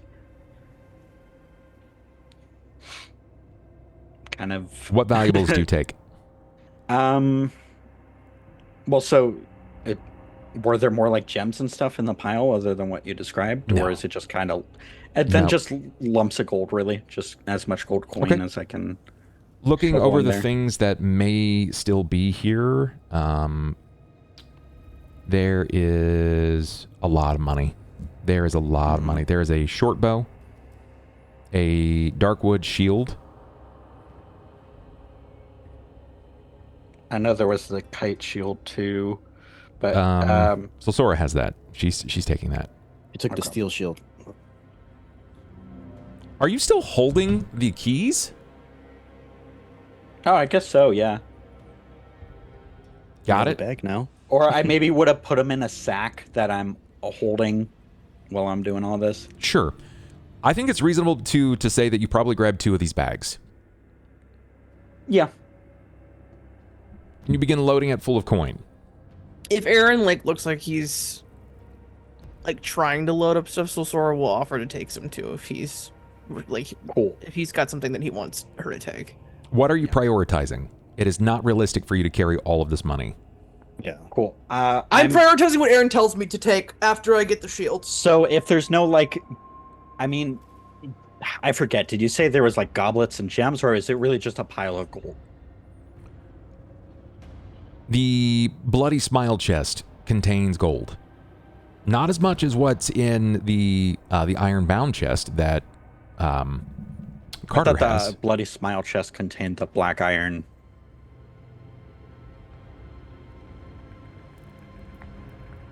I thought the gold There was is just gold in there. There is still gold in there. Okay. Then I'll The black iron coins are on top. It's sort of like covering things up. Gotcha. Then I'll move the black iron coins out of the way. I'll prioritize gold, and I guess any platinum if I find it, though I doubt it. You don't find any platinum. Okay. Then I'll just prioritize the gold because, no reason to grab more silver. Carter literally grabbed an entire chest of it. Okay. Then both of your bags will be filled with gold. And these bags are probably about 10 to 15 pounds apiece. Sure. Cool. After filling my bag with gold, I'll put the keys in there. There's still a lot of silver and a very large amount of copper pieces, copper coins that remain. Gotcha. Maybe later, maybe if Aiden wants to come back with another bag and fill his pockets, but if it's relevant, Bub, I've marked down 10 of these black iron steel hard coins. Got it. That's what I needed to know. Thank you. Yeah. I don't know if you're going to have something with that later, but that's how many Sora has. So you said about 15 pounds is what the bag weighs. Bag, yeah. Yeah. Bag. Oh. How many Gold. size-wise do you think would fit in a bag? The weight's not the problem. I'm wondering how many is realistic to put in this bag. I will tell you when you get to the surface. Perfect. Works for me. Because you're going to need time to count the money. Of course. That All right, works so perfectly fine for me. I got the bag of gold, 4 black ornate keys. I guess you said the pile's pretty large still. Yeah. Yes. I guess I'll kind of dig through the pile to see if I can get to the floor, see if there's might be something else being covered by all this coin. I'll help out. Yeah. You're not going to find anything additional. Okay. Then I will very carefully shuffle my way out the door because there's a bunch of these marbles that are all over the place. All right. I need reflex saves every time you move. DC is 14 or you fall. Cool. Oh boy, I think I'm about to fall. I thought that might be the case. Carter is good for 5 feet. Damn. Aaron falls. Solsora, you don't move. You take a step and you kind of dance and spin in a circle. Nice. Welcome to the entire point of this trap. It's so annoying. Can I just take 10 minutes to kind of shuffle? Guys, what are you doing? Guys, just walk out the room. Easier than it looks, Carter. I guess just pick up a whole chest of gold and walk out the room. It's watch. I don't know. Can I grab my great axe and use it as kind of a crutch, to better keep balance? Sure, but it's not going to add anything to your roll, unfortunately. It's just going to stabilize. Cool. I guess I'll get back up and try walking again. I gotcha. Give me another save. Yeah. I'm gonna do the same thing. From where I'm at, do I need to Oh, save 18! still? Yeah! Cool. I actually You'll made need it 5 to. feet. Give me one I more. fall again. Alright, there's Carter, my 5 you feet. eat shit. Damn it. What's Carter! worse is as you fall, the chest just drops onto your chest. You feel it definitely knock the air out of you, but you can tell in that moment you're I was definitely just talking so much shit. I was talking so much shit here right To now. just literally get my own shit rocked. There. And God fucking I will damn it. just fucking Casmagin has like a scrying stone in here and is just watching this and laughing his ass off. I was like, I knew those idiots would fall for this. I didn't open that chest. Here we go. Oh, well, that's terrible. I'm eating shit too, bub. I just ate shit like Aaron did. I made 1 5 foot and then ate shit. All right. All right. Farm. Is it? Aiden, Yes. I want to know, they've been gone for a while. Yeah. Well, know during what? this time, like, Rowan would probably be, like, because none of these other prisoners have seen Sorn before. So Yeah. he'd be trying to do the same thing he did with the previous ones, like, acclimate Sorn to them. When as you're explaining, there is very little that you can say to a couple of them. They're just course. so traumatized that the moment they see him, they kind of like turn around and hide under the desk. Janira especially, I figured. Yeah. Like, Janira would be like that. I'm doing my best to take one of the short spears and fashion a crutch for our one-legged friend. Yeah, it's not a terrible idea, but short spears aren't super long, and he's kind of a taller, lankier guy. You realize? Go ahead. Unless there's something longer that I could use. Not particularly. It's just going to be a makeshift crutch. Yeah, not particularly. Like, Aiden, I can carry one person and he can lean on me. It's fine. He's strong. He can hop. He's full of piss and vinegar, as he said. yeah. Sorn still asks, Is there more I can do? Or should I stay?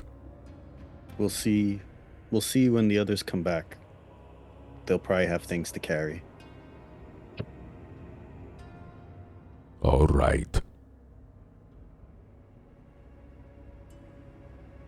Aiden, do you want to check on the others? Oh, I haven't heard any loud crashing. you're pretty far away. We're pretty Yeah. far away. Even with the shortcut, we're pretty far away. Like 6-7 rooms away. It's all stone All walls. right, I guess I'll go take a run if. Welcome to the Benny Hill theme, starring Also, Aaron like- Carter and Solsora. I mean, do we want to start getting people moving while they're waiting? Okay, they can always catch up to us. No, because of the elevator condition. I wanted to talk to Sondor about it. Like, and explain to him, like, the condition with the chains and what he thinks, if anything could be done. Because he's an All right. actual smith, or he was a cartwright. Yeah. But Yeah. he's working in a smithy, so maybe. All right, I'll go. Yeah, go check Right. on them. Sure. I'll go take a run and jog in that direction. Got it. You will spend the next minute basically trying to canter your way around, find specifically over to them, and hilariously, when you get there, they're sort of swimming in beads. In fact, it's reasonable for, like, in my mind of minds, unless Carter has another idea, I feel like I'm picturing Carter like inchworming and then lifting the chest and using it to drag his body weight across the Yes. beads. Yes, I was like, fuck trying to stand on these beads. I can lift this chest over my head with ease. I'm just going to be like, place it in front of me. It's And then heavy, drag. I pull myself forward, Yeah, place yeah. it in front of me, and I'm just It's kind of like, it's the motion that have you ever played the Hungry Hippos like game? It's like that, except Yeah. he's using, instead of the mouth, he's using the chest and then dragging his body with the same sort of action and motion. I had a fun one for Solsora. Just what the heck did you guys do? Aaron made beads. He's inching across the floor. One of the chests had beads in it. One of them has coins in it that are from my family. We already got over this. Let's just keep walking. She says that as she's like trying to Struggling. prevent Oh, yeah. herself from doing the splits with every few inches. It's just I know. constantly. I'm like barely recovering from eating shit Yeah. from falling. Are they close to getting out, or they still have a ways to go? Yeah, they're pretty close to getting out. Aaron's let's- definitely having the most trouble. Let's try again. Oh, Jesus. Aaron is also Nope. muted. Hell no. You know, I'm gonna Oh, my try to do brother. something smart. I'm over by the skin I laid out on the floor over here. Yeah. Can I kind of like pick it up, roll it, and then kind of use it to just push the beads out of my way. Yes, you can. Of course you can. It's going to take some time, but you know what? You manage. Yeah. You manage. I'll be sitting there and I'll be trying my hardest not to laugh my ass off watching them, do this. And be quiet! I bet you were around when this trap was invented. For the moment, Aiden, you're afforded a reprieve. It is just a moment watching them hilariously move beyond this trap. It's literally a trap that they would use to trap children, right? Obviously, with Casmogen or whomever rigged this, it was just to buy time, and now you know why it's taking them so much time. I wish I had a proper way that I could, recreate this in illusion. I know Rowan would get a good chuckle out of this. He would just sigh and say, "Have you not heard of a broom?" No, they have not. That's what I'm doing right now. Are you copying what I did with the pottery shards in upstairs? Literally the same thing I did. All right. I assume with enough time we'll all just get out of here. It's just a funny trap. It is. Rather than using what I was going to do, I'll just wait for them, and as they get close, I'll reach out, I'll grab a hand, and I'll pull them closer so that. Christy, can I get from you your choice, your call here on either knowledge history or a memory test? Something you'd probably know. Your choice. Okay, I'm just double checking something really fast. So it's just... I'm checking that a memory test is just rolling my modifier.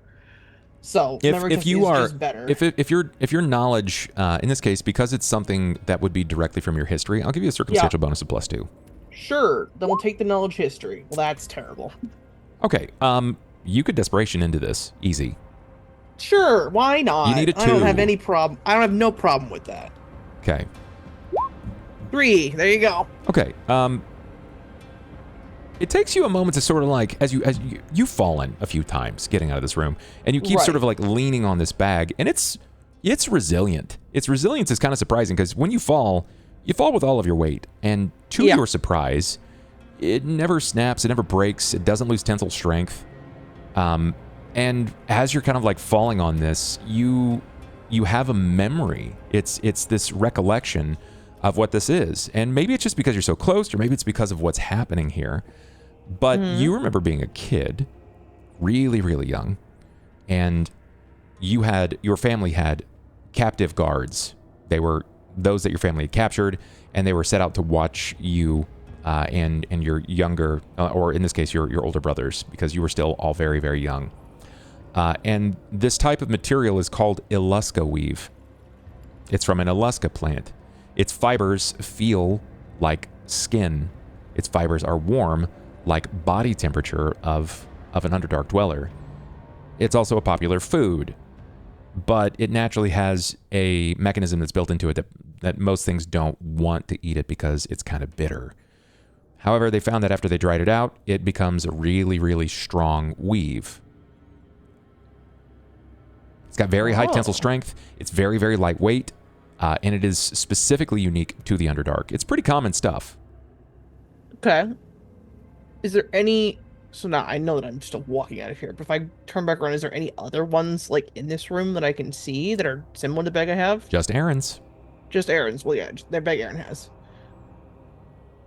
Just kind of... Aaron, were there more of those bags where you found it? Yeah, there are. I was grabbing them from the kitchen. I don't think we can carry more than 2 bags of gold with us, though, so... No, I don't need to carry more golds. I want the bag, specifically. Gotcha. There was definitely more of them. I mean, they're all marked with this symbol. They were using them to store grains.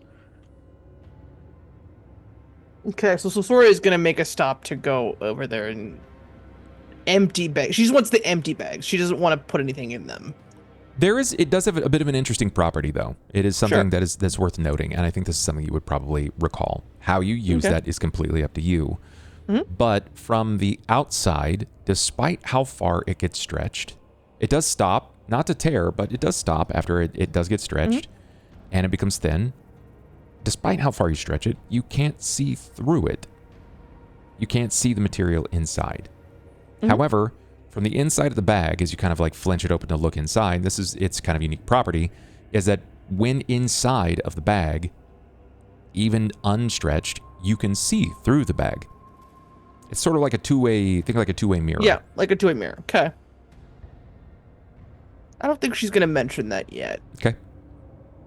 But it is good for her to know. I have to write it down. Write it down! Write it down! But yeah, so Sora would like to go and however many bags there are, she wants to try and empty them. Like, she really just wants to take the empty bags themselves.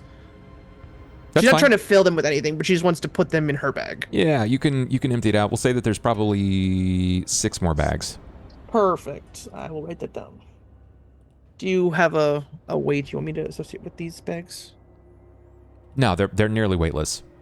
Perfect. They occupy very little space.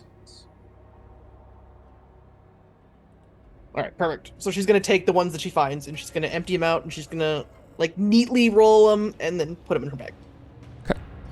Okay. The 4 of you together make your way back in the direction of the forge. Or are you going to the elevator? Well, I'm going back to Rowan and Aiden. Aiden's there. Aiden's with you. Well, yeah, sorry, Rowan. Specifically. Yeah, I'm leading them back to where we had everybody Yeah. stashed. Heard. Got it. Yeah, So I'd that's be where I'm fine going. with following them over. Right there, or they brought them over to?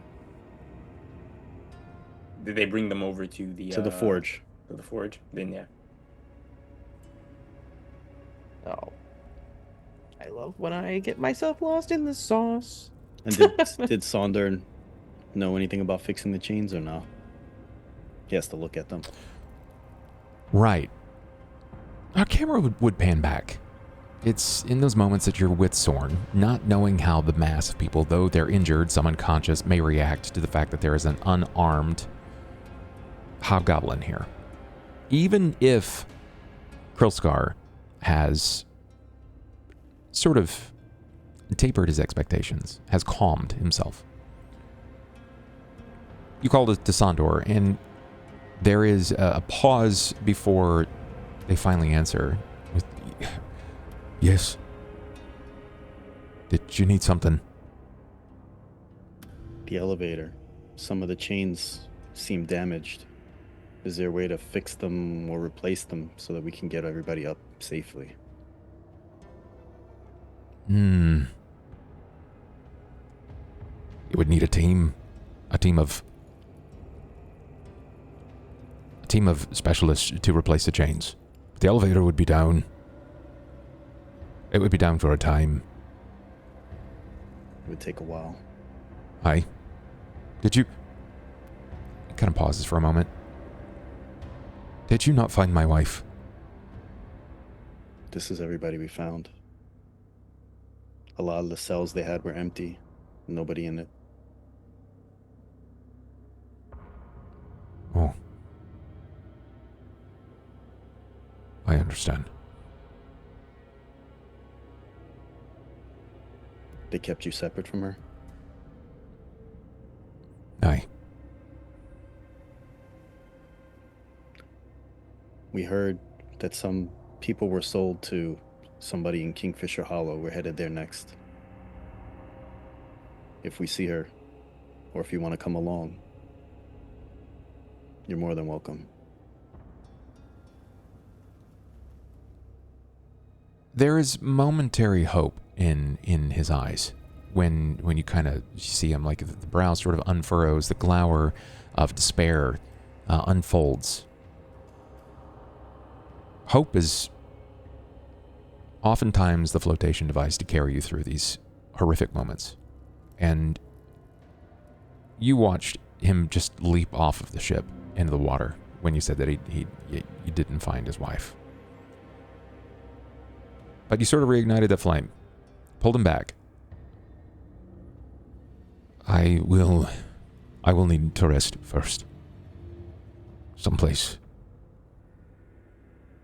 Alright, I'm not afraid to wake. Let's get everybody back to Cauldron, and you could find that place. A night is all I need, and I'll pack it first light, and I'll walk it to Kingfisher myself. Alone if I have to. Or if you want to wait, we're going to be headed there. Up to you, whichever you prefer. Not as if Leona will let me go. I'm sure she'll have some things to say. That and Terse. I'm sure they'll have questions for everybody. Aye. Thank you. Thank you for looking for mine. I'm grateful. We did what we could. Sorry we couldn't do more. And what of him? Kind of looks over to Sorn. They were slaves too.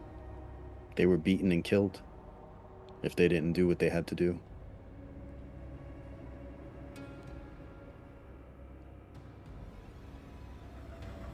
Are we to just forgive him? That's up to you. But when you're forced to do something, if they're going to kill you, you kind of have no choice. It's always a choice. Whether it's good or bad. It's always a choice. That choice is easier made for some people than others. When you want to live, you do what you have to do.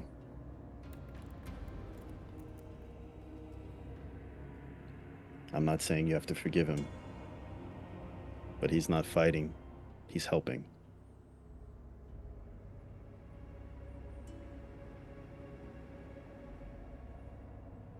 And I'm not telling you to trust him. I don't. But I'm trusting him. That's fine, you don't have to.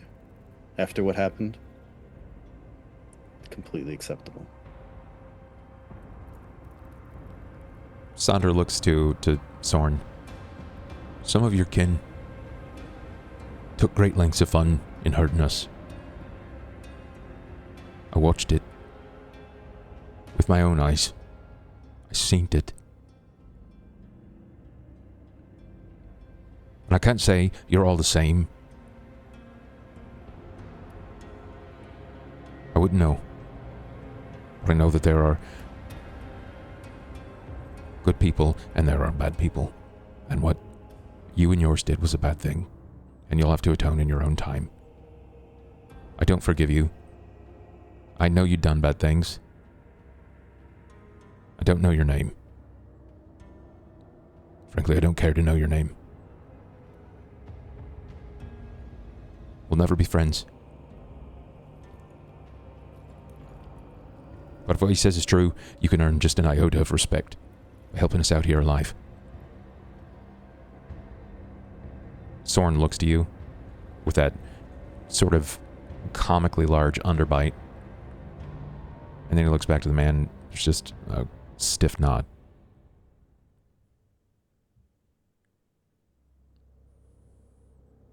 Sandra goes back. Yep.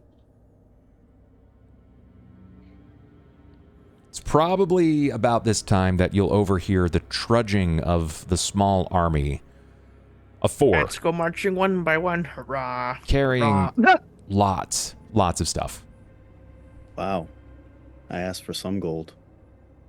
I didn't expect this either, but you should have seen how I found them. I don't want to know. It's not like we have injured and almost dying people here that need to get back upstairs. We'll speak about it later. I'm sure. Yep, first things With first. everything we've grabbed, there's enough to go around. Yes, thank you for that. How are we going to get people up the elevator that's damaged? Who's going first? We need to know those things now. Probably. We cannot put everybody on this elevator. No. Well, we know Carter by himself can go up and down, so maybe start 3. testing it with 2. Carter can go up and down pre his chest of silver or whatever he's carrying. Krillscar lifts himself from the table where he's kind of leaned, and he starts to hop directly in your direction, Carter. And his face looks a little disturbed. Not like disgusted, but confused and disturbed. And when he gets to you, he holds onto like your shoulder for support, and he reaches up to your bag, and then he looks at you. Where in the hell did you get this? Casvirgin's treasure room. This is Coruscant's. This is arcane. Makes sense. So you're just going to take it? Well, I was going to see if it belonged to anybody, because some of this stuff is custom made.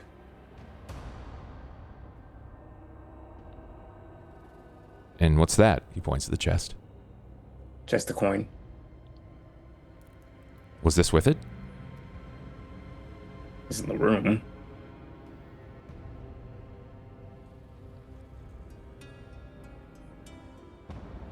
As you can imagine, the slave trade generates a lot of money. You think the slave trade keeps people's personal belongings with a coin too? Well, Casmajin was a man who took whatever I was no man. fancied him. That wasn't a man. Well, excuse me for using a bad word, but anyway, I don't see why you can't use that cane to help yourself around in the meantime. And we can return it to its rightful owner when we're all through with this. All I'm suggesting is that some of that coin, some of those things that you probably found, it's not from the slave trade. It's probably from the houses of the people that got lifted. People that got nicked and brought down here. You were a guard, right? I was. Did they nick your armor? I was asleep. I don't sleep in my armor. You think they would have nicked your armor? Well, there's nothing really fancy about the armor of Cauldron. Not anymore. We get hand-me-downs at best. Definitely do. Now, as much as I'd like to debate this, we're not laying claim on this gold or coin out of greed. We'll use what we need to continue on with what we need to do, and the rest of it will hopefully go to the people who it originally owned to or reimbursing it. Yeah, using it for what you need. That doesn't sound like greed to me at all. I wanted to fix the orphanage. You think it's cheap coming down in the dungeon like this? What, you guys aren't going to reap a reward? You came down for good feelings? Come on, I'm a guard. I mean, I was going to, but then they offered. That's what I thought. I don't even like money. I don't understand why you people use it. It's how we eat. I don't eat. Well, then you get to save a little more than everyone else. But we all don't have that luxury.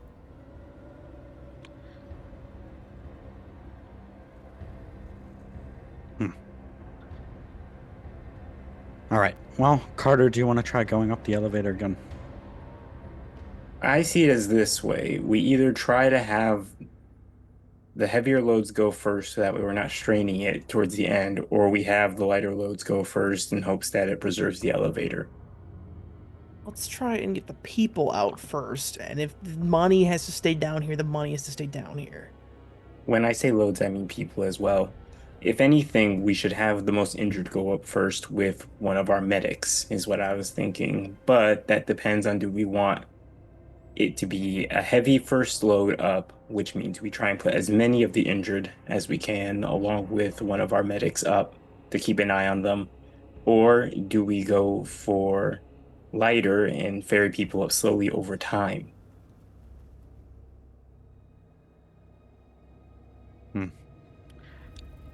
Well, you went up and down, so let's try Sosora and the most injured first, and then if that seems fine, then we'll... If we're so worried about how much rope do we have, do we think we could get a rope all the way down? Nobody's climbing all the way up there. No, it's not feasible. It's Took several minutes to hundreds go of up. feet. Yeah. Hundreds of feet. Probably closer to like almost 1,000 feet. We'll keep You as should much go as with them, equipment Carter. down here, and so Sora or Carter, either one of you, whoever wants to go first. Carter, you can- should go.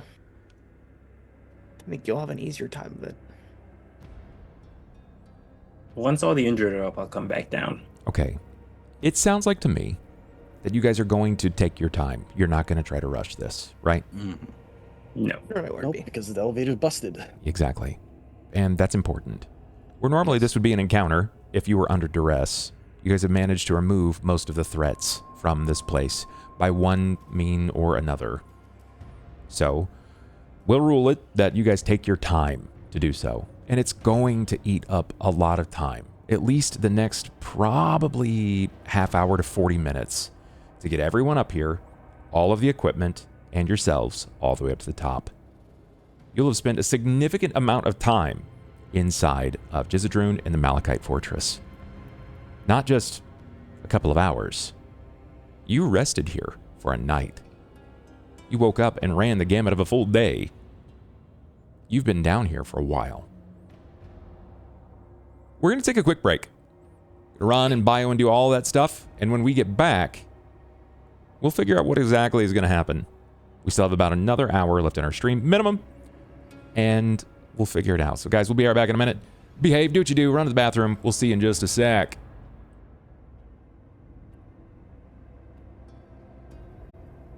And we are back, everybody. Welcome back. As we begin discussing our ascent. I'm not going to worry too much about that. Thank you. I don't think it's necessary for us to discuss what the inevitable is, which is your arrival. You've already decided, as a group, that you are going to move slowly. It's going to eat up a lot of time, probably more than is necessary, but it's a matter of safety. It's not a matter of efficiency. It's safety. The next 40 or so minutes will pass by before you have arrived back at the top. What now? Now that you have all of these people? We follow the route out. That we know the safe route out. We made it in here. We move out. I would tell everyone, wait, hold on, just wait here for a moment, and I would like to go ahead of everyone to see, is Uatib still waiting? Sure. He isn't. He's not there. No. Cool. Okay, perfect. Because I would imagine they aren't cool with the goblin. I think they're going to be less cool with Uatib, who looks like the dude that stole them in the night. So I come back and be like, okay, it's good. That's not to mention this guy is flirting with one of the party members, you know. Rowan's gonna have Soren carry that chest that Carter is carrying, and have Carter carry one of the unconscious people, and I'll carry the other, and me and Soren are gonna stay at the back. Carter, how are you going to carry the unconscious people? I'm very One close person. to where Rowan is. Yeah, one. I'm gonna take the other. Because Sora is attempting to stay as far away from the awake Cauldron members as possible. Rowan wants to put himself between the people and Soren. Sure. And Sora will do the same. Yeah, so I imagine it's Soren at the very back, Rowan and Sora in front of him. And then everybody else in the middle. Well, And Aaron's Carter leading and the Aaron at way the front. up the. Correct. Aaron should be leading the way. Aaron's leading the way I'll up the probably- stairs because he's less likely to be stabbed by the guards. No, Carter's leading the way because Carter can see. Mm-hmm. That works too. I can also, Both of at them will, should be generate light. together at the front. Yeah. I can become the light as needed. I am the Whichever, yeah, I can cast it on my armor. So whichever unconscious person I'm given is just getting like bridal carried. You're gonna carry the most injured one, so you're gonna carry Coruscant. All right, yeah, I'm bridal carrying Coruscant. I'll need a strength check, please. You're gonna be the first one out with her, so. In fact, I'd really like to see 3 of them.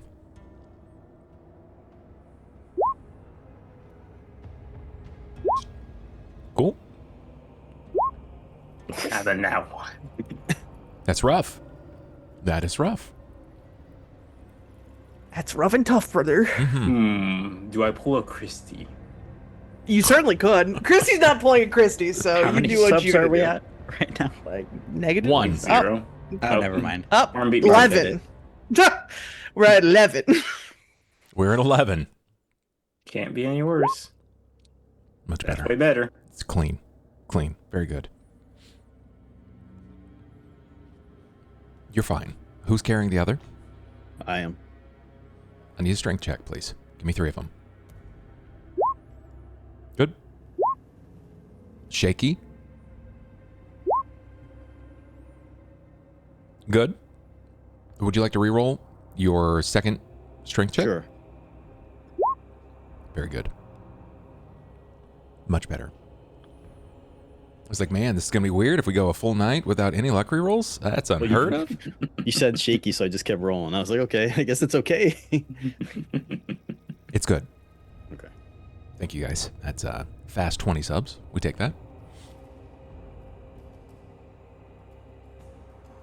Is Aaron carrying anything? The bag I have with the gold and the keys in it, Whatever he had. And his axe. and my axe. Okay. I imagine I've got some kind of rope or whatever to like get this bag up against my body somehow. You can have my rope. Yeah. Or mine. That's I had imagined we had tied like ropes to these bags to make them easier to carry. Well, you're the only one who has a bag that has stuff in it. Well, So Sora's is in her no. actual bag. If I may, what yours you is in do your is bag. Okay. you fill the bag, you tie the top hobo style, you take one of the short spears, you put the pole through it, and you carry it over your shoulder. That's not practical in any way. Just use the rope and strap it to your body. Correct. That's what what I was Aaron was thinking. going to do. Yes. Yeah. It's only 15 pounds. It's not that heavy. Can I get from still Sora? What you got? I would like a knowledge nature from you. Sure. Looking for Untrained 14. Is fine, correct? Yep. Fuck. Looking for a 14. You got 2 luck rerolls. Getting, Damn it! Worse and worse. you were on the edge right there. I should have just desperation the first one. I was gonna. Are you going to pull a Christie? No, God, no. Mm-mm. I mean, with a 5, you could hit it with the desperation. I was gonna say, I'm like, am I gonna desperation for the fucking 5, bro? It's not close enough. Just leave it. Christy, I'll let you have 5? one of mine. Oh. Okay. Thanks, bud. Incoming 4. 3. Pick number 3, my lord. Pick number 3. It's going down. That's crazy. That's a 2. That's really great. Straying farther from nature. I really should have just, again, I should have just used the desperation like I was gonna at the beginning, but here we are. Too It late is what it is. You love that, dude. That's Unfortunate. sometimes the that's fine. dice are just there to tell a story, right? Yeah, that's okay. Okay. I got at least some passable rolls before this, so it's fine. Thank you. Seems good. Seems Thanks good. for the reroll, bub. Yeah, no problem. No problem. We're kind of getting closer to our close point, so I wanted to afford you guys an opportunity at just that. So we are going to posit you guys climbing to the surface. You hit the stairs. You dodge all of the nonsensical traps that you are aware of. Mm-hmm. Immediately stay out of any area where there's a falling floor. Anything like that, right? Anything like that. I do have a question, though, on the way back. Shoot, what you got? If I got in that fountain that purifies the water, would it do anything to my disease? Maybe if it got all of your blood. Okay, that's what I was gonna like. If I wouldn't know, like if I just got in where it purified, I was wondering if it would purify my disease. Like that's what I was. Yeah, curious. if it were to get all of your blood, then possibly. But in this case, it's not gonna make it any better. Yep, that's it. That was my question. As you rise to the surface, the first bit of light is cast through, and it's not high light. It's the lingering of pinks and yellows, oranges and reds as the sun is beginning to crest onto the horizon. Well, a little bit still is available. It's a sight. Hell, it's relatively important for some of you. It's practically the only way that you feed. For others of you, it's a bit different. You're happy to be here, of course, but it's bittersweet because you're not greeted with open arms. You're not greeted with a cold brew, warm food, and cheer and merriment. Instead, most of this location has been vacated. There's no guards sitting at the door waiting. You don't see or hear the sounds of a smith working on a new rung of keys, anything to that nature.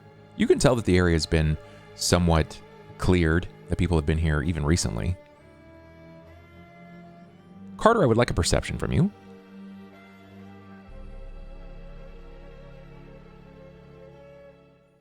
Carter, you do overhear, despite the sounds coming from behind you, since you're the first up the steps, you do overhear some conversation just out in front of the building. The door has been left astride open, and you can hear at least one man speaking outside of the door.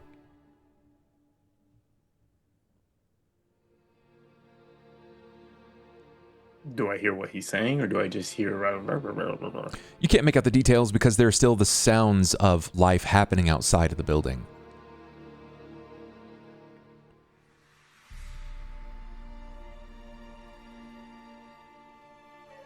Someone there.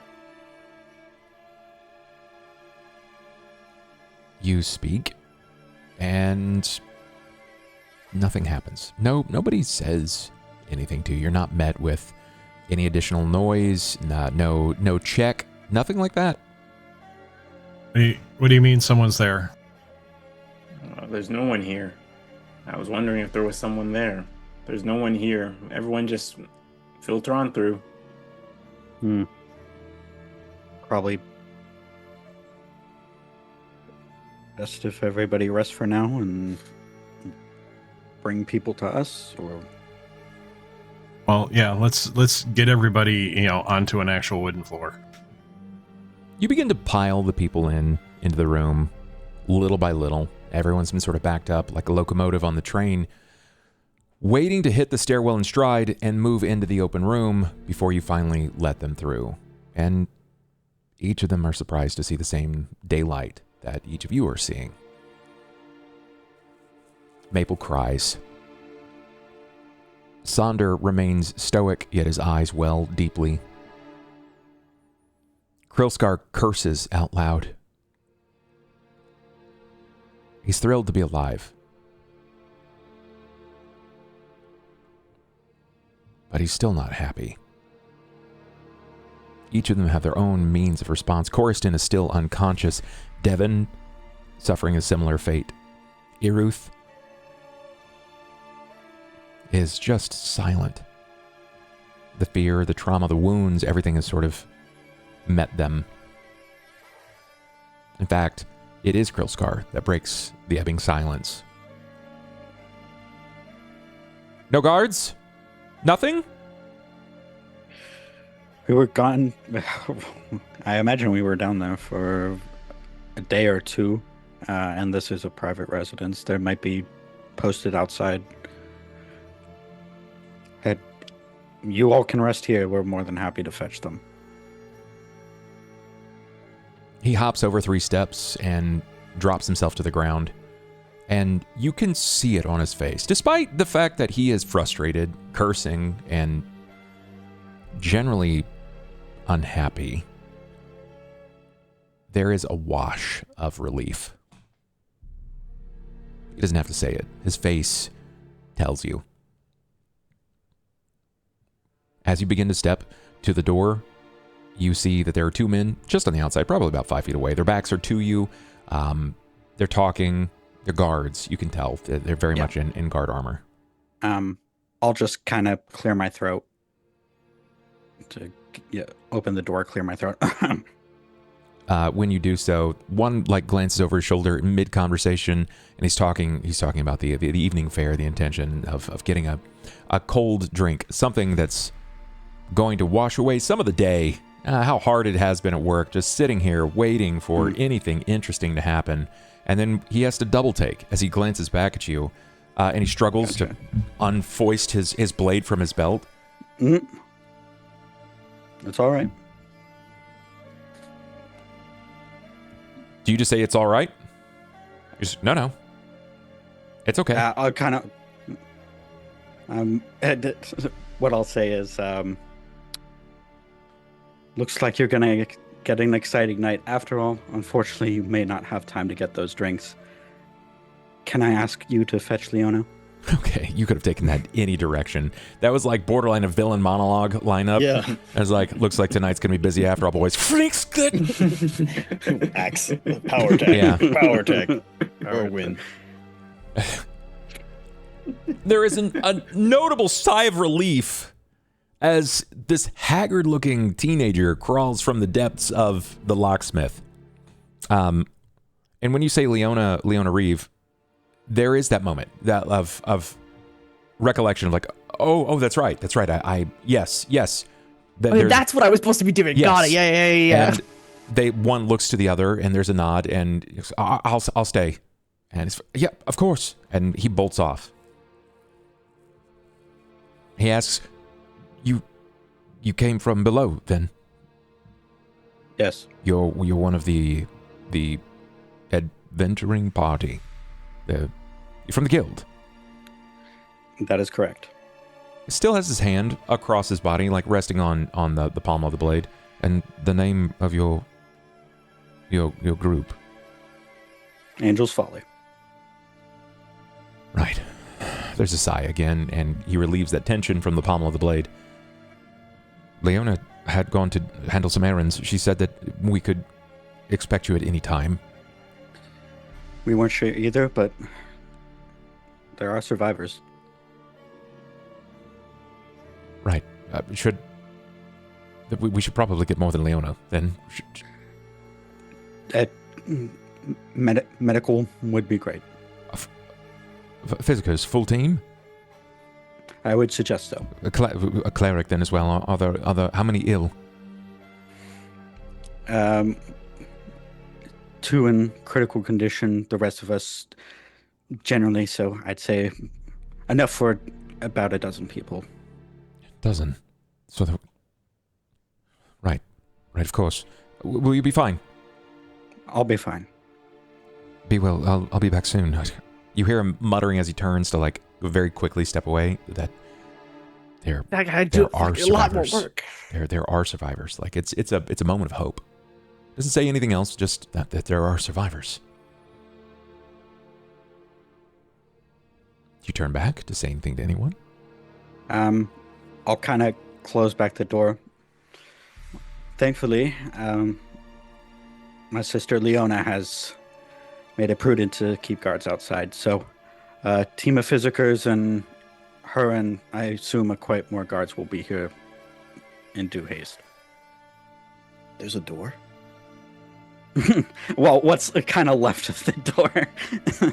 Or I assume they've replaced it in the meantime and are waiting to charge No, it. there was no replacement for it. It literally is like the hinge, and there's just a little bit of where it was kind of blown out. Yeah, okay. Hey, when I destroy something, I destroy something, all right? That's right. Do it right the first time.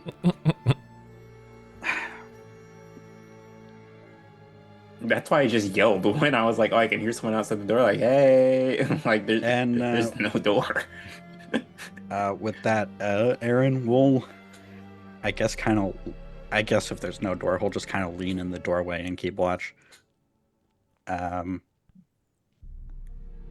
Actually, he won't even lean. I think he'll just go back into like his kind of guard instinct of standing watch in front of something that was kind of built into him. So, Sora. Hi there. You're approached by one of the children. Okay. Deacon. Okay. So Zora is gonna kneel, so it looks less like they have to like stare up at her. Can we go home?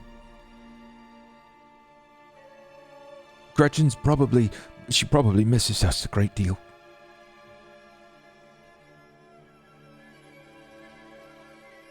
soon, the guards want to make sure you're safe first, and then I will take you there myself personally.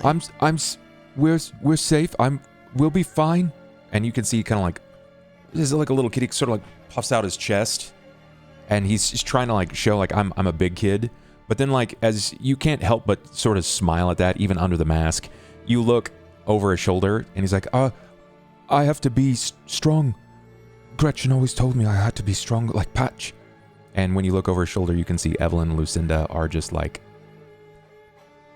it's the sobbing that is completely bereft of noise. Yeah. And they're clung to each other pretty tightly. Can I offer to give them a hug? I mean, if Or you... they kind of... Yeah, you can do that. That's what Sosora would do. She's gonna try and grab all three of them into just a careful hug. When you do so, the moment that like you touch on even his arm, right, to kind of like pull him in, I'm not gonna make you roll for it. You notice that like the bottom lip just like bursts from his. Yeah, he's a kid, Yeah, man. he's just a little guy, right? And He's a little guy. You can tell that like he's playing strong, but he's afraid. He's very afraid. For sure. He has no idea what's happening next. Suddenly there's gonna be, you can tell there's gonna be guards, lots and lots of guards. So Sora, this is a problem for you. It's a problem for you because they're gonna want a face to the name. Yeah, that's the part I've been worried about this whole time. Do we all see this and hear this or no? Yeah, I think it's safe to assume that you probably I'm hear not this. I'm not being like secretive about any of this. No, I'm not. I'm just curious because like Rowan would say, like if you heard that, he'd be like, we also have to get those chains off you before we return you to Gretchen. We can't just bring you there all chained up. I thought they were getting rid of them at the blacksmith. What were they doing while we were gone?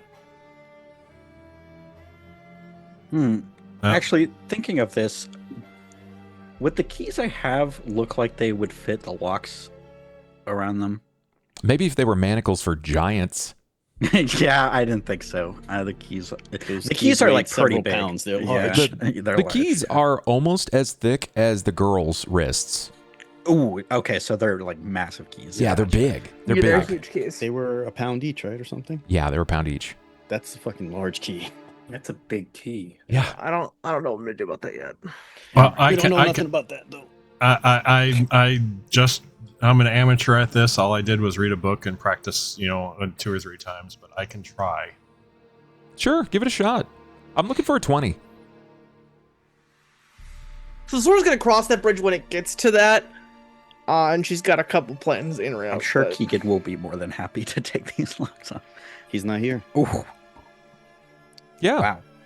You, even in your own doubt, you are able to deftly remove these. Having just a small amount of experience doesn't matter. The locks themselves, once you understand how one works, doing all 3 of them is much easier. I'm not going to make you roll for the others. You're not under duress, but it's still a challenge. With the 28, yeah, you'll definitely get through all of those. They fall. They're definitely happier about it. But nobody's going to be happy the moment that the guards stumble in. So I ask again, Sora, what are you going to do? Is there another exit out of Keegan's? No, Or is it just the one? Yeah, I no, figured. Keegan's house one. is a fortress. That's why we had to blow open the door. That's right. Yeah, I know. Unless you want to take the bars off the windows. That's right. I literally might just have better luck just going back down the door we just came from. You just literally you told could- these kids as you hugged them, you're gonna take them home personally, and then you're gonna run down the stairs. Yeah, I know. Shut up, Farm. I'll make sure you're safe. Bye. I should Kermit leaps down the stairs. I don't think I'm gonna do anything because I think Sosora would be more pressed to make sure the kids are comfortable and a little bit calmer than they were. And if something happens as a result of it, that's gonna be what Sosora's gonna let it be at this point. I think it's safe to assume at this point Rowan, Carter, Aaron, Aiden, each of you guys see this scene. And each of you have seen Sulsora without a helmet. You're all very much aware of her race. Yeah, the only person who has recognized me other than them is Griffin. Correct. Hey, I kind of muttered to Rowan, it's like, hey, what if we have Sulsora and Sorn take the kids back to Gretchen right away? We were thinking the same thing. I was just going to actually say that above board. And Okay.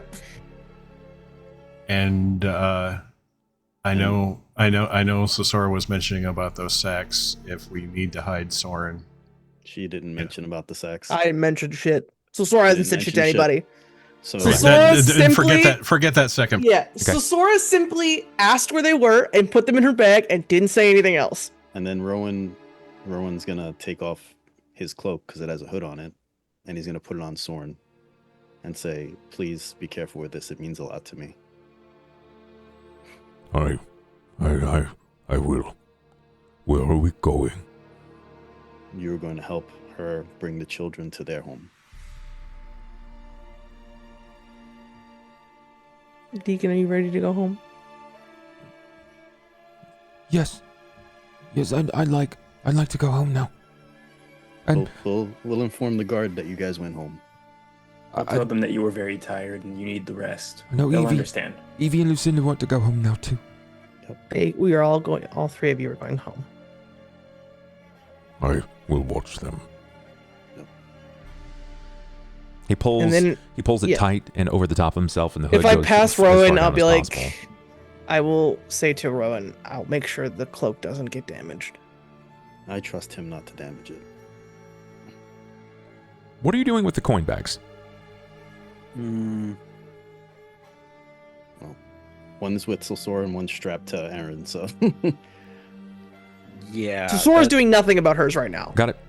The chest, the chest we're leaving, I would say we give that to the guard as reparations. Like, we found this. And the coins, you guys just pretend like whatever. Law-wise...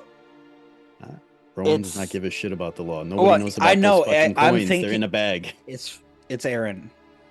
Yes. Law-wise... If somebody... Sorry. It was loot in a dungeon. Technically...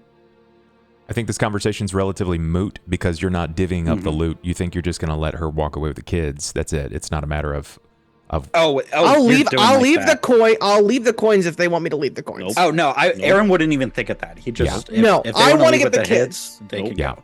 I thought you were talking more about the guards coming in and inspecting all our. Correct. The only thing I'm leaving is if anybody has any recognition of the shields as being theirs, Sora will give it up. But if nobody says anything about it, she's gonna keep walking. Okay. But she's focused on getting the three of them back to Gretchen. Where do you keep the bag? Are you holding on to it? Me? Yeah. My bag's in my backpack. Okay, got it. Okay. My backpack was pretty empty prior to this. Just want to take a look real fast. Yeah, please, go for it. I thought it was. I'm not even to medium yet. It technically says I'm medium, but I'm not talking about weight. He's just talking about right. objects. Please. If you want me to leave the bag, I'll leave the bag. I have no problem with that. No, I don't think your backpack is as empty as you think your backpack is. That's fair, and I think that's reasonable to say. Yeah, I mean, you can take it with you if you wanted to. I just wanted to know what if it's one of those things. No. I'm saying is if it's too big to be reasonable, so Sora's leaving it with Aaron. Got it. Her priority is the kids. So if it's too big to be considered in her bag, then she's carrying it and she's putting it by Aaron and leaving. You set the bag down by Aaron. Perfect. Aaron, you are still just sort of a few feet away from the door. She sets the bag down by you. The kids are sort of following. Soren is in tow, staying between them, making sure that they don't quite get far from each other, right? People are still meandering about. It's still just enough daylight. They're trying to wrap it up and get home. I need a perception from you, Aaron. Just Aaron. Okay. They look fine so far as you can tell. Soren kind of glances back to you several times and to the others, but he stays close, and when the kids start to kind of lag behind, he's very gentle. But you can tell his hands are kind of like ebbing them along, sort of like a goose might with like their goslings, right? It's just kind of like pushing along, like let's go. But never, obviously, like Sosora's not very quick, so it's never like a running stride. Yeah, right. So Sora's already meandering anyway, but you can tell that they're not moving very quickly, but enough so that the kids are comfortable. Aaron, you realize that this is going to rouse some suspicion at the very least, because Sosora looks like some type of armed individual. She's wearing armor. She's banged up. She's kind of gone through it. She's got blood on her body. Not even her own. Lots of other people's. True. But she's been in the city a while. And she's been around doing odd jobs. True. Yeah. But most people doing odd jobs don't exactly come covered don't have in blood all over them. That's fair. Yeah. She was at the butcher shop today. That's crazy. Sosora. Aaron steps out. He calls to you for a moment. I'll turn around. I'm all for getting the kids back to where they belong, but you two are on the more conspicuous side, I would say. Can't stay here. Can't stay. We'll be in trouble. Do you have a cloak to cover yourself, Sosora? I don't think so. No. I didn't think so. I was. Well, just be aware that you can you'll let Soren probably go be himself stopped. if that's more preferable to you, Aaron. I would not. In fact, I would probably be better if Aiden went with you, but I don't think they'd be too happy if half our party is missing when they arrive. Can't be here. Just be quick, and a guard stops you, then they're going to stop you. Just identify yourself as an adventurer of Angel's Folly, and it should be fine.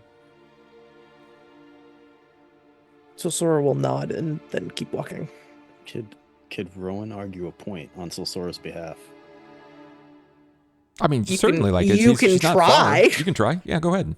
No, not to them, but like above board. Like, she's been in the city a while. She should know ways to move around where guards might not be as present, where she's not going to be questioned. Sure. Yeah, that's feasible. But I want to highlight something. Yeah. Just so everybody is aware. It has become Cauldron-wide news That there's an adventure party children going on. Yeah. of the orphanage were kidnapped. Yeah. And when they suddenly see 3 children from the orphanage with one really tall, shady-looking guy, and then some I mean, I'm technically stumpy short, but looking yeah. dwarf woman who also has a like covered face, darker features. Yeah. It's profiling at its finest, right? I mean, yeah. Yeah, it's immediately going to be, those are the kidnappers, call the guards. So Sosora's offered to not go, and you can send Aiden, but then Sosora's gonna hide, basically. I mean, That's the alternative for Sosora. I mean, yeah. I mean, you always got said the it. darker features. You said it. He did, though. God. Like, those are Sosora's 2 options. Either she's taking the kids, or if Aaron/Rowan both raise the same point, Sosora's gonna hide in a corner and invisible herself. Second point to argue, yes, people know that children from the orphanage are missing, but judging from the state of the orphanage, none of these people give a fucking shit about that orphanage. Oh, no, it's true. You're right. But when So something they wouldn't like even know who these kids are. They're just kids. kind of correct. That's kind of correct. The children look rough. Yeah, they look in bad condition. They look in pretty bad condition. But when the news, right? When the news starts cycling that there are children that have gone missing, and it's deliberately like children now. It's not just random adults, right? It's children. It starts forming like a bit of a hysteria, right? And all it takes is like one person. Yeah. To misreading. Mm-hmm. You realize before an angry all mom. of you realize that you need someone with a familiar face. You need someone that's here that can sort of chaperone, because if they do get stopped, even if they walk the darkest paths, Then I'm waiting for Leona. That's my only other chance, is waiting for Leona. Even if you walk the alleys, when you get caught at that point, if you do, which it would become, it's worse. It looks way worse. Exactly. So Sora, I would rather you leave the kids here and take our friend to Jenya's church to report the completion of our quest. So Sora? Sure. Sora will do that. When That's he fine. says that, all three of the kids are going to cry because literally these kids, I already said that I was taking these kids. So Zora's going to do whatever Aaron tells her to do, because Aaron's the one who's going to know what to do best. This is a harsh moment, right? Because it's the instinct that you were never afforded in your childhood. You didn't have a maternal figure to kind of provide for you the way that you're attempting to provide for these kids. And that is going against the grain. And it's just gonna remind her of Sissy too, and that's gonna be worse. Also, the other option, so Sora, is just face the music. There's only one person in the party with a familiar face. You're registered. I know it's uncomfortable, but the worst that can happen is a bit of malcontent and opinions from people you don't care about. It's an awful lot coming from the person in charge. Are my gloves fine? Is it mostly just my armor chest plate that's your armor's kind of beat wrecked? up and it's bloody. Yeah. I'm saying is if I removed the chest plate itself, would the rest of me be decent? So if you're saying if you went to your tunic, yes. I mean theoretically, yeah, you probably you have to remember, Jen has Aiden bled a lot on you. Oh, for sure, and also Aaron. So yeah. So you're probably gonna have some bleed through. Sure. Mm-hmm. I'm asking if it would look better. Appearance-wise, unless you take the time to clean up, I don't think it will matter. Okay. Now, if you really want to sit in the back corner with the kids, or if you want to just rush to the orphanage and take a shot, I'm just saying hey, it's kids, likely to get an angry mob or the guards. Sora goes and gets somebody from the orphanage to come get you, and I'll come right back. You could stay here with us for now, and then she'll go get Patch, I'll get Patch, or somebody from there to come get you. So Sora's getting Patch. Deacon says, "I'm still fast. I can go. I can run too. I'll run with her." Would that be all right, Evelyn and Lucinda, if Deacon and Sora go? That the type of grip and clutch they afford Deacon, which is practically their brother, is it's unhealthy. You would have an easier time peeling off slap patches from under-year-old glass. The thing is, these kids are not going to be separated. Deacon, you got to stay here and be strong for them while she goes Need gets you. Patch. Yeah, you got to stay here and be the big boy that you are. I will get Patch, and I will come right back.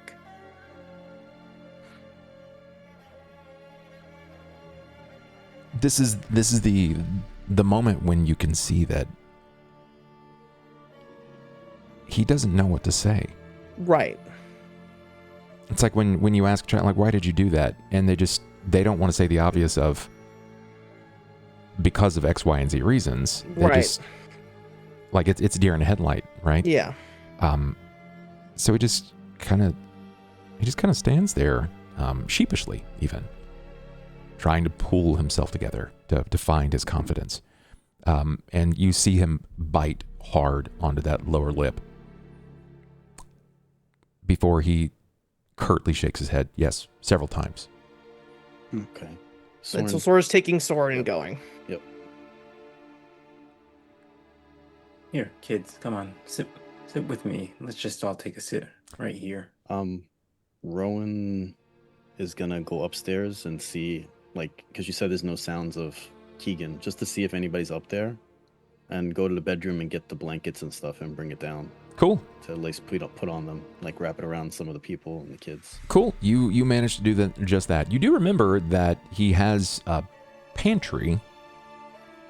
If you want to, if anybody's hungry, there's vegetables. Yeah. Yeah, I mean it's something, right? They were eating rotten rats. Well, we gave them that soup that Griffin was making, whatever that was. Oh yeah, I mean it's basically like spoiled vegetables, rotten meat, that sort of thing. That obviously had to boil down. Didn't exactly have I'll bring much. that back too then. Okay. Give it to him. Okay. Sounds good. Got it. Okay, sorry, I just had an internet issue. I watched all my bars drop on everything for a second. Was a little worried. Right. So the two of you depart. Yep. You and Sorn start heading to the orphanage. Yep. Okay. That leaves the four of you, plus the entourage of individuals. Carter and Rowan. Yep. Carter, I imagine that you're still probably inside. Rowan, I can't imagine you're too far from the door. Aaron, you're just outside the door because you were talking to her outside. Aaron, when you turn back to walk in to into the locksmiths, you don't know if the bag opened up. You don't remember it being loose or loosened, but the bag has opened up and sort of unfolded on itself, and the coins are just beginning to spill out in all directions. Rowan, can you go find another bag? I don't think they work outside of the dark. That is very likely. Then technically, doesn't Aaron have two bags that are spilling out then? One of which I am assuming is in his backpack. He Well, doesn't I don't have have a a backpack. backpack. Doesn't It was have I a mean, backpack. one is Tied like to him. tied. One of them was Oh. tied to him, I would have. but he doesn't have One a backpack. was tied to my chest. I would have set it down just on the inside of the door with Solsora's. He most doesn't have a likely. backpack. I don't have a backpack. You said So just this inside of the door. Okay, so Yeah. this is what I would like. It's a small little puzzle here. It's not a particularly hard one, but I just want an intelligence check from you specifically. Yes. Huge. Aaron, the bag that you sat inside of the door is fine. The bag that she sat near you, the light is hitting it. The Alaska weave started to decay. Well, before it loses all of his strength, I'll try to grab the bag and move it inside. Or, I mean, When you try to grab at the bag to move it inside, it literally just like cotton candy in water. It just starts to Okay. fall apart. okay. Rowan, can you grab a sack of some kind? These bags aren't any good in the sunlight. Okay, I'll go look for. He might have something else that's stronger than a sack. Maybe a Yeah, little there's box or a chest or something. you'll find that there's probably something that like a Even hemp in the bag pantry. upstairs, or Yeah. there's a burlap sack for veggies or something like that. You'll find something. Burlap that's fine. sack is fine. We don't need it to be super conspicuous. It's already conspicuous enough with a bunch of gold on the ground. I'll bring it back to him and I'll just give it to him and then I'll go back Yeah, to the people. and I'll take my time picking the gold up. 15 or so minutes pass before you inevitably hear the padding of boots in rhythm as they're running in the direction of this location. And the first person into the building is Leona Reeve. And when she sees you, she smiles, the biggest smile, but it's like frustration is tucked behind it. And in uncommon fashion, the facade falls. The right hand of the guard just plummets. She wraps you up in a very intense, borderline painful hug. And she just calls you a dumbass. You're such a dumbass. It's a term of endearment at this point. We prefer capable idiot. The guards are standing around and they're looking. They're kind of awestruck. This is a figure they've come to know as like literally justice, right? Her and Tercion are ruling the best they can in the guard, and she is, if not the best sword in town, pretty close to it. So they're now witnessing this, and it's confusion. It's confusion as their mentor has succumbed to the emotion, and she's hugging onto you, and they don't know who you are. You're just some random guy. Ooh, we're gonna tell Tercion when we get back to the Brax. Kind of, I guess, through kind of strained breath because she's pressing on all of the puncture wounds, especially the one from like just all the wounds I have. But it's like, it's lovely seeing you again, Leona. I'm not in the best condition though.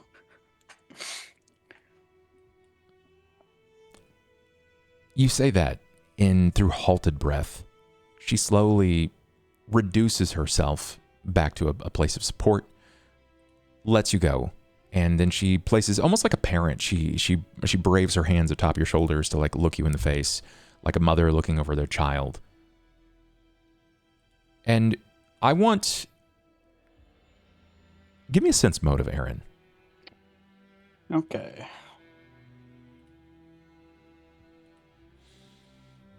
Aaron, there is hesitation in the way that she's moving here, okay? You know that she meant what she said.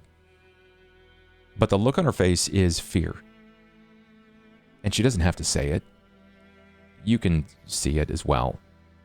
Lately, it's become a bit easier for you to read people. You're not sure if it's because you've been surrounded by so many emotive and evocative individuals, but in this case, despite her age, despite the significant difference in the type of people you've become, the look she's giving you is one of gratitude, but of relief. And you don't have to hear her say it to know that she was afraid she lost you again.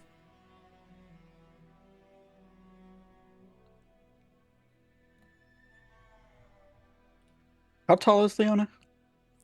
How tall are you? I'm like 6'3". Leona's not that tall. She's like 5'9", 5'10", which is really tall at the time for a woman. Yep. Okay. I guess I'll hug her and kind of put my hand on her head like I used to do when she was small. It's like, it's okay. I'm still here.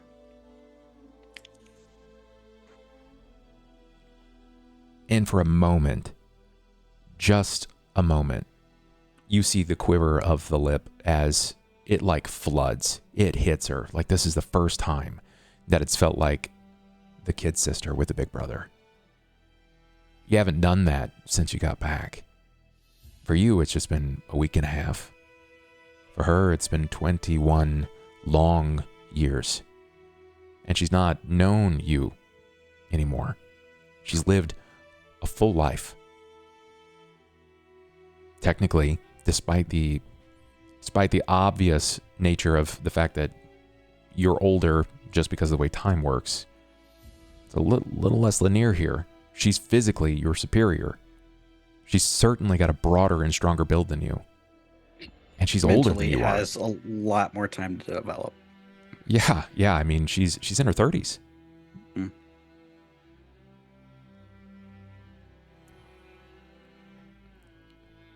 She stands stoically in her resolve, biting back anything that may release.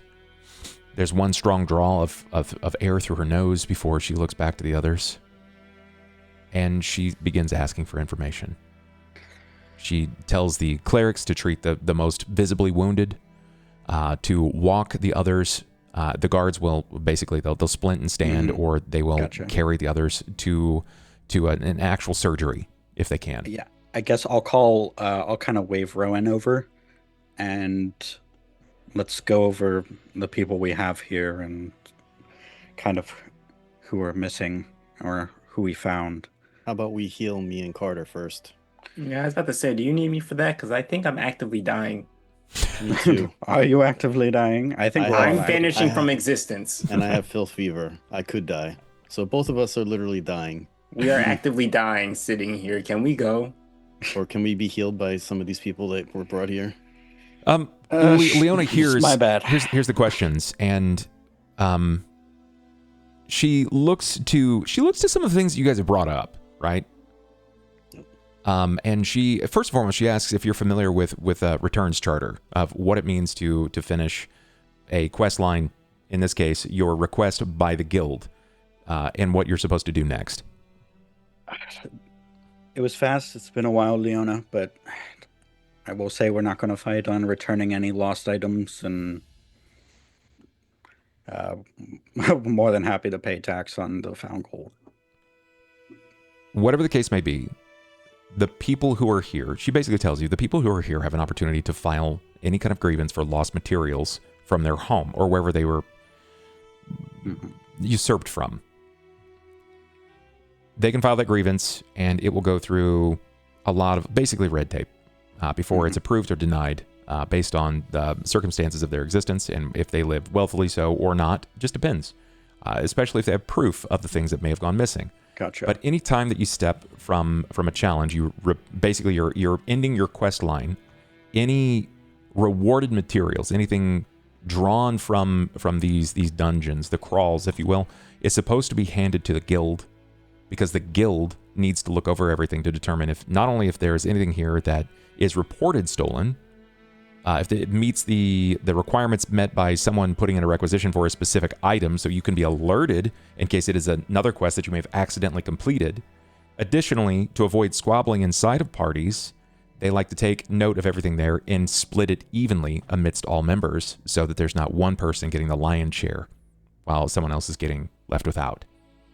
Also, according to the charter, they have to examine for cursed, infected, dangerous, or politically sensitive items. Correct. Understood. Well, let's keep it in public eye then until we have a chance to make it to the guild. Are they taking, I imagine because you said they're taking away the injured, like the extremely injured, they're taking, Coruscant. am I blanking? Yeah, they're taking Coruscant away? Yes, they are. I'm going to take Coruscant's cane out my bag and hand it over to whoever is taking Coruscant. Okay. This is hers. Understood. Well, if it looks like you need a wash and a rest as well. Yes, and to look over and then I guess get ready to go through all this red tape we're about to go through.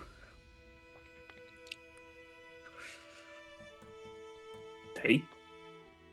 Well, how about this? I'll go ahead. I'll give you a brief. I'll give you a brief of everything that went down there. These two right here can head off to the church.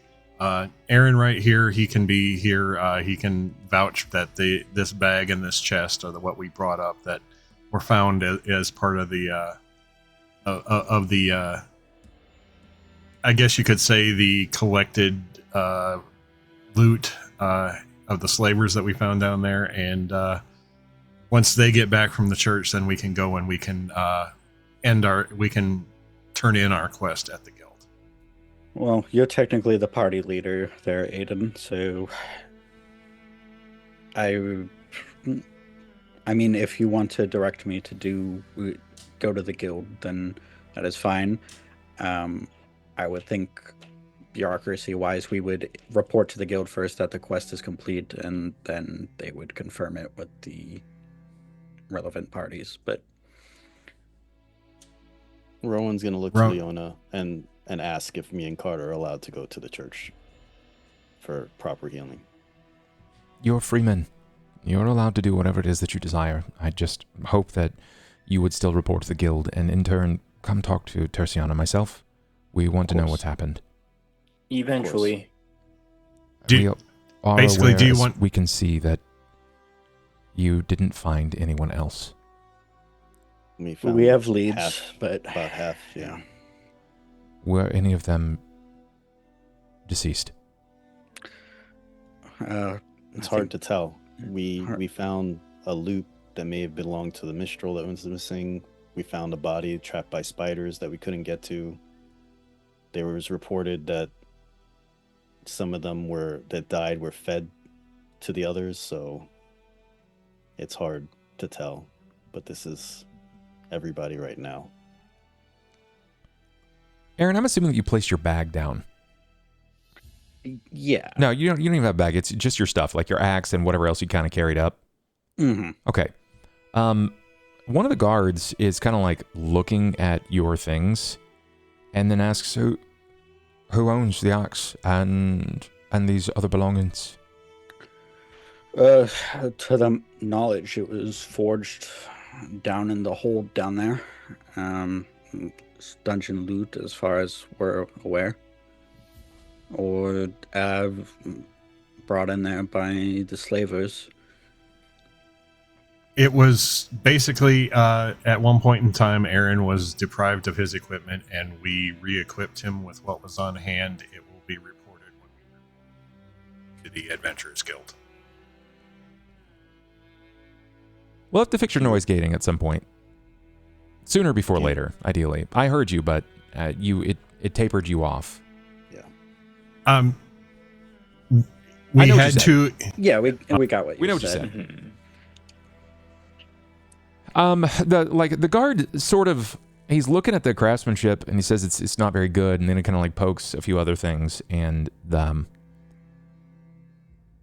roll that he hits sort of falls and rolls out a bit, and the guard touches it, and then he recoils. And then he looks back to you, confused. He stands and then walks outside. Like he just touched something he didn't like.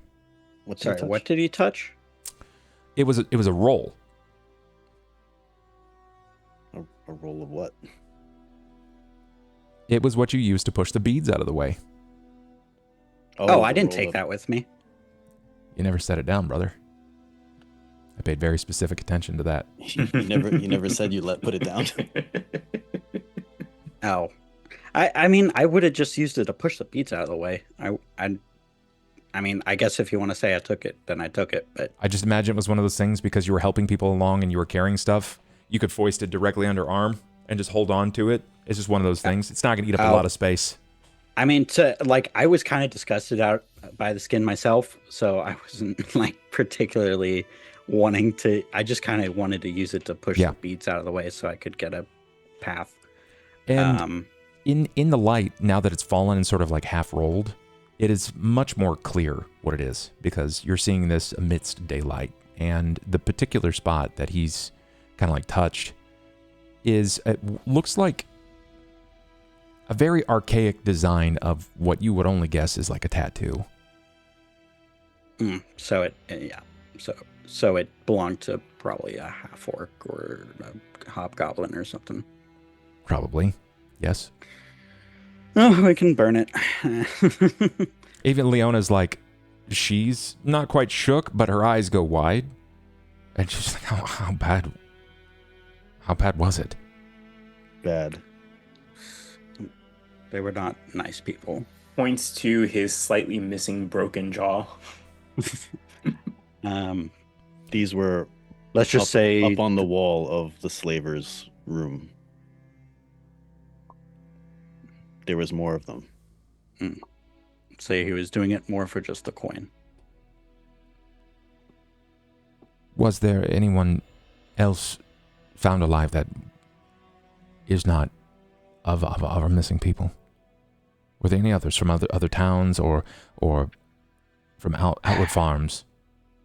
We didn't find anyone from outward towns, but we do know for certain that they were operating within Kingfisher's Hollow and Sasserine as well. One of the guards said that someone or thing had very rapidly skulked away. Did someone else come up before you? Sosora had come up, not before us. Sosora isn't here with us, but she went to notify the orphanage. Nobody should have been ahead of us, though I could put in some guesses. We can't swear to that we killed everyone or someone didn't go behind us while we were down further deep. Right. Well, just curious if someone else had escaped. So then you killed the slaver then? Unfortunately, no. No, you didn't. But you're all fine. You're all alive. Did you scare them away? Will they be back? Should we have anything to worry about? Let's say the slaver had details later, but he had someone he was working for, and they thought that he had caused a little bit too much noise in Cauldron. You could say so. Right, well, I'm going to help the men. You should help yourselves and take a few days. Lie low. Relax. Let the natural order of things occur, and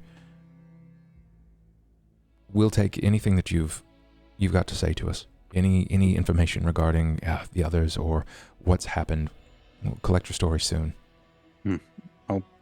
I'll either be at the house or probably at the tavern. I don't plan on going anywhere anytime quick. I think in the meantime, I'll turn in our findings to the guild, and then we'll go from there. Right. Well, good. I'm glad each of you came back. Thank you for taking care of my dumbass brother. Like I said, he's very capable, but also very stupid. Without him, we would have all been dead down there. But with him, we also would have all been dead down there. It's fitting. And with that, our camera turns. It's going to deviate. You have this moment. It's a breath. It's like a held breath. It's like you're waiting for the other shoe to fall. And our camera turns. We watch as Silsora moves about. I mean, that's Cauldron. been Silsora's MO for the last 20 years, waiting for the other shoe to fall, so. She dips and weaves throughout the city, trying to find the easiest path. Something that isn't going to lambast her or accuse anything of that nature. Right. And making sure that Soren keeps up, but he's probably keeping pretty close to her at this point. If anything, Soren's going to be like, walk slightly ahead and then have to wait a little bit for Soren to catch up. He never walks beyond you. Okay. He all but refuses to. He will adjust his pace to constantly be behind you, like almost like that of a well-trained hound. Mm-hmm. You're passing through an alley. Some faces are leaned against the wall, sitting. It's the homeless. It's the vagrants. Dullards, drunkards, individuals who have managed to find themselves in the bottom of their cups and on worse times. And Soren chimes in.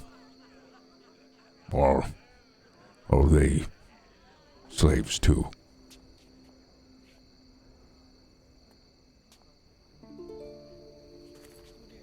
No. It's not an easy question. Why? They're free, but they don't. Some of them don't have the resources that others do.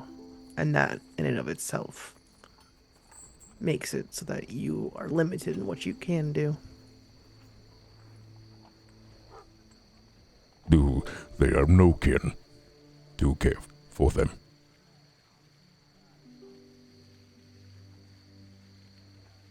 Some of them probably do, but a lot of them, no.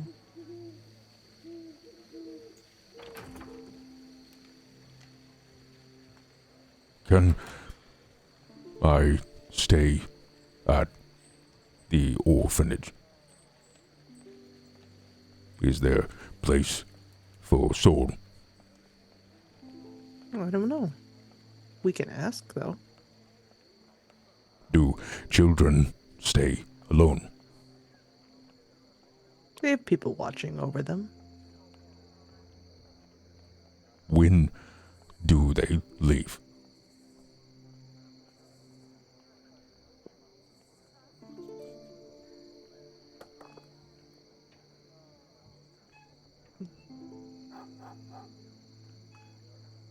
They leave eventually. But not a particular time. That's everything they know.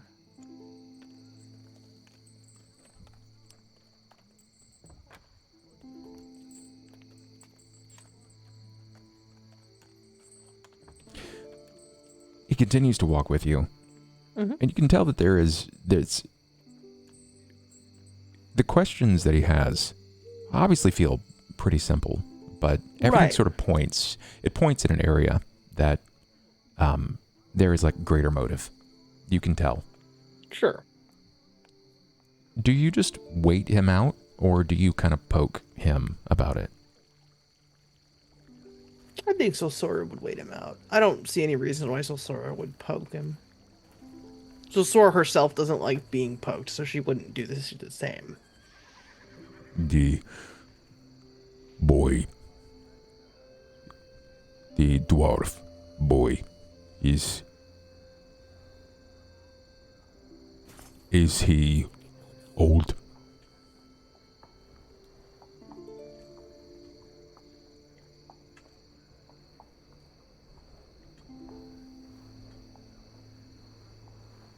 Not very.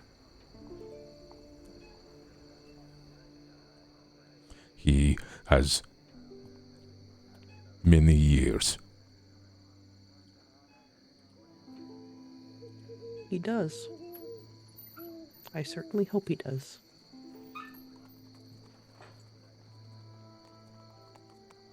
Do you hate me? No, I don't. But you are dwarf, and the dwarfs hate our kin goblin.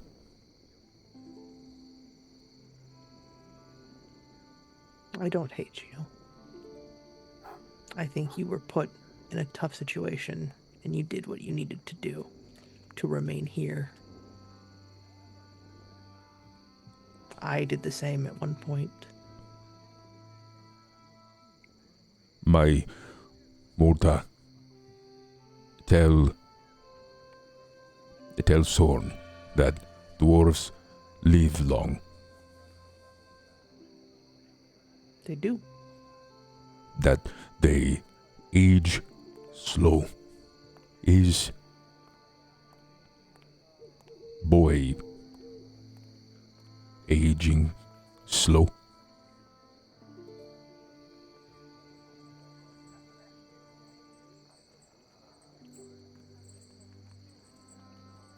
Compared to others, I'm sure. He may be a lot more of what a human would consider an adult, but to a dwarf, he is a boy.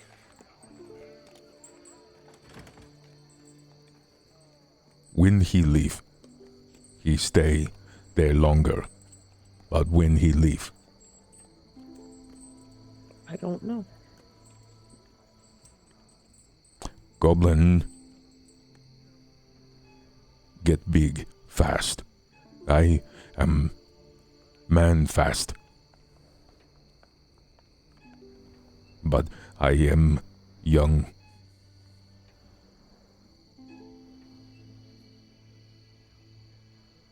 If I am younger than dwarf, can I stay with them?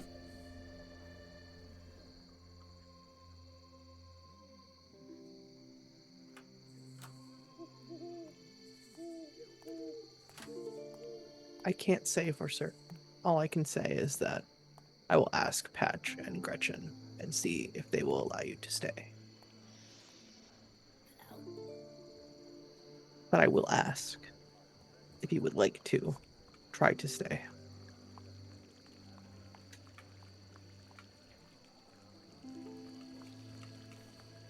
I will stay where I am welcome.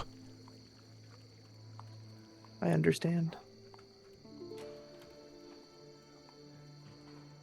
How old are you?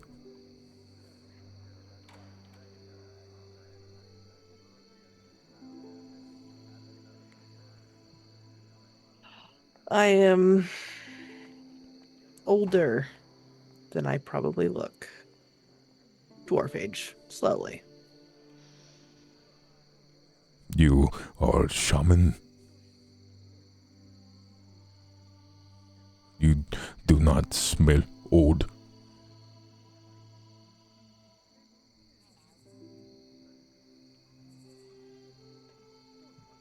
I may not smell old, but I've been around far longer than a lot of people in this city have.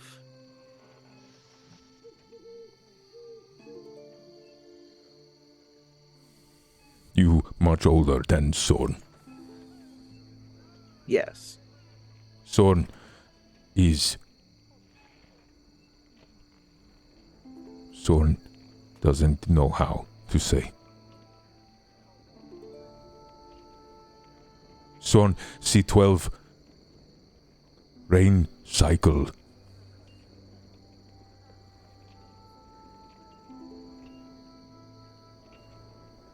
I don't know what that means. Chrissy doesn't even know what that means, to be fair. So Sora would probably know what that means. I was gonna say, I'm like, so Sora probably would know. Christy does not know, though. There's a rainy season. Yeah. Seasons are a larger depiction of, like, think about the 4 seasons of the year. Okay. They have something So, similar. 12. So that's a big, vague covering for age. Sure. So when he says that, Is 12 too old for orphanage? No. No.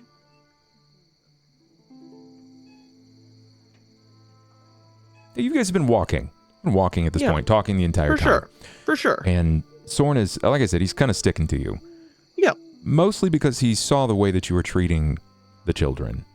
Mm-hmm. And in a lot of ways, despite the sheer size difference, he doesn't really see himself as much different than them. Yeah. His life's been relatively short. And probably can't say If the he's same 12, about... he's younger than Deacon, so... Oh, yeah, Deacon's I think, 19 or 20. 20. Yeah. Yeah, And so... he's not that much older than Evelyn or Lucinda. Yeah, Evelyn, yes, correct. Because they're both 8 and 9. As you walk, the sun continues to press into the horizon, letting the night sky sort of be like this, somewhere between a wine and violet, as it like bleeds higher into the sky itself. You're starting to see some of the earlier signs of your moons appearing. But then you can see, as you round out, just as it sort of bends, you can see the orphanage. You've been here a few times now. Yep. You can see that the Patch is standing at the fence. He's not waiting. Yeah. But he's just kind of standing at the fence. There is someone next to him, someone rather small. Okay. Especially compared to Patch. Yeah, Patch is pretty tall, though, to be fair. Correct. Can I get a perception? Sure. Holy God, my rolls have been terrible, like all game, brother. You can't tell who it is from this distance. They're just someone small. I thought not. You know Thanks, who bub. it is. Thanks, bub. You know exactly who it is. Who is it? It's a little girl. When you get close enough, you can sort of see that mussy ragtop hair. It's not at all who you think it is. It's not Sissy. No. There's another girl. It's not Gretchen. It's not Andros. It's Tarim.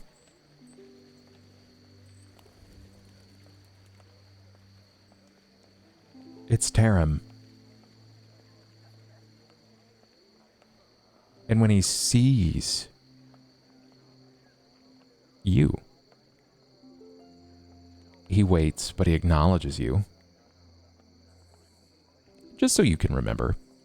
I know what Tarim looks like. I know. Okay. I remember. Okay. Oh, I thought it was going to be Licia, the other girl that was looking for Rem. Nope.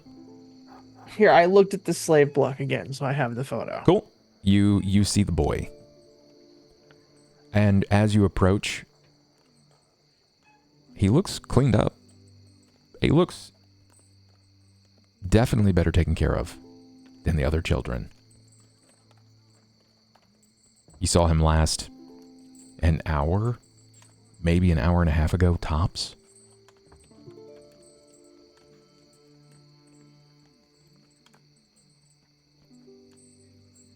I knew you'd be coming. Patches waited here next to me.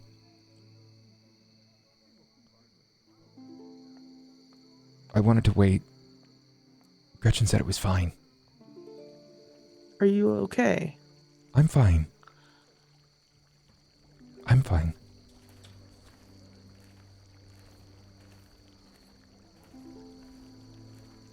Where are the others?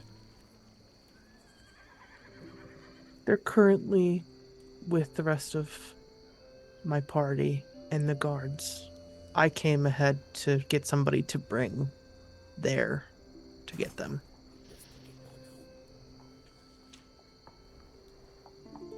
They tried to do something to me, but it didn't work.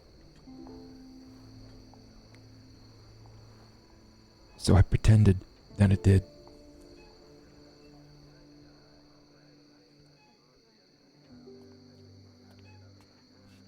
She called him Orbius. And he called her Tiri.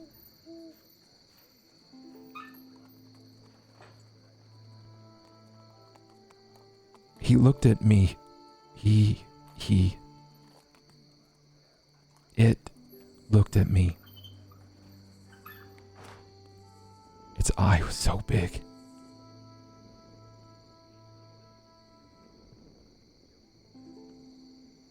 He said I was right. And I didn't know what that meant.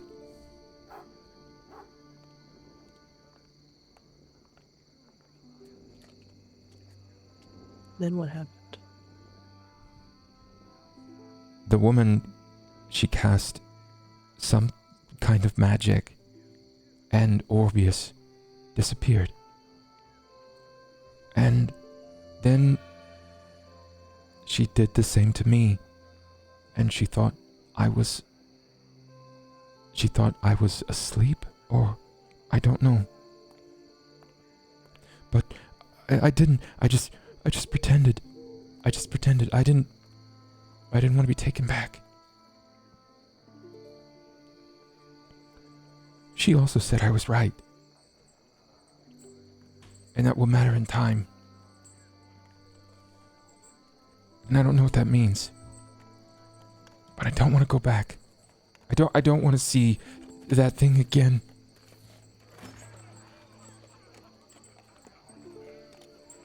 We don't want you to go back either. I'm happy you're here and not there. Why did You did. Why did they take me? Why did they want me? Did I do something wrong? Was I bad? No, you weren't bad. Not even a little bit.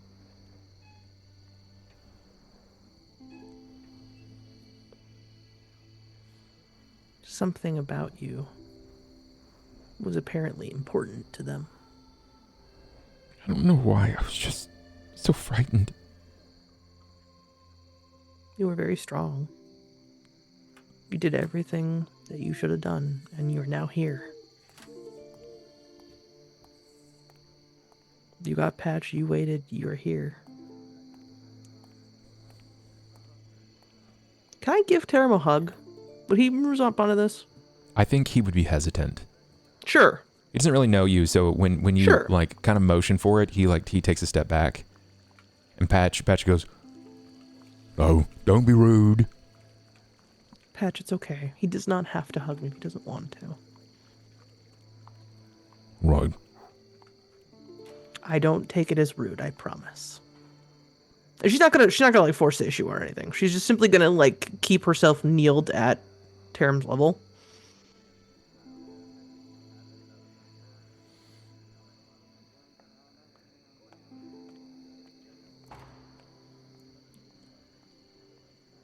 Rem's not with them.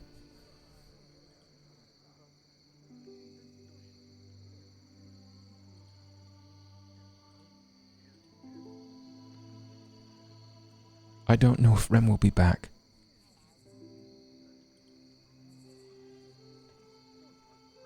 I don't know either. I hope we can find her.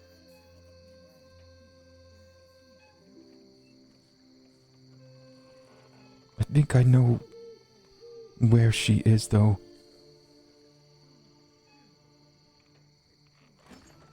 Where do you think she is? She went with the man who had the new boys.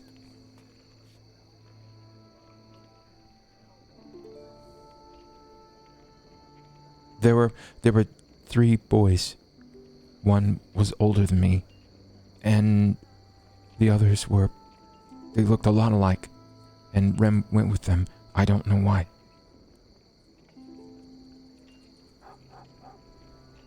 I think they were taken somewhere else, and we do know where that is.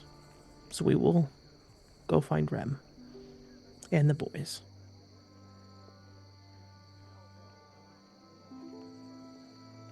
They said some weird things that I don't know. I don't understand. I don't even remember what the man looks like now. But he said it has to start over, and that they needed the girl. And they took Rem.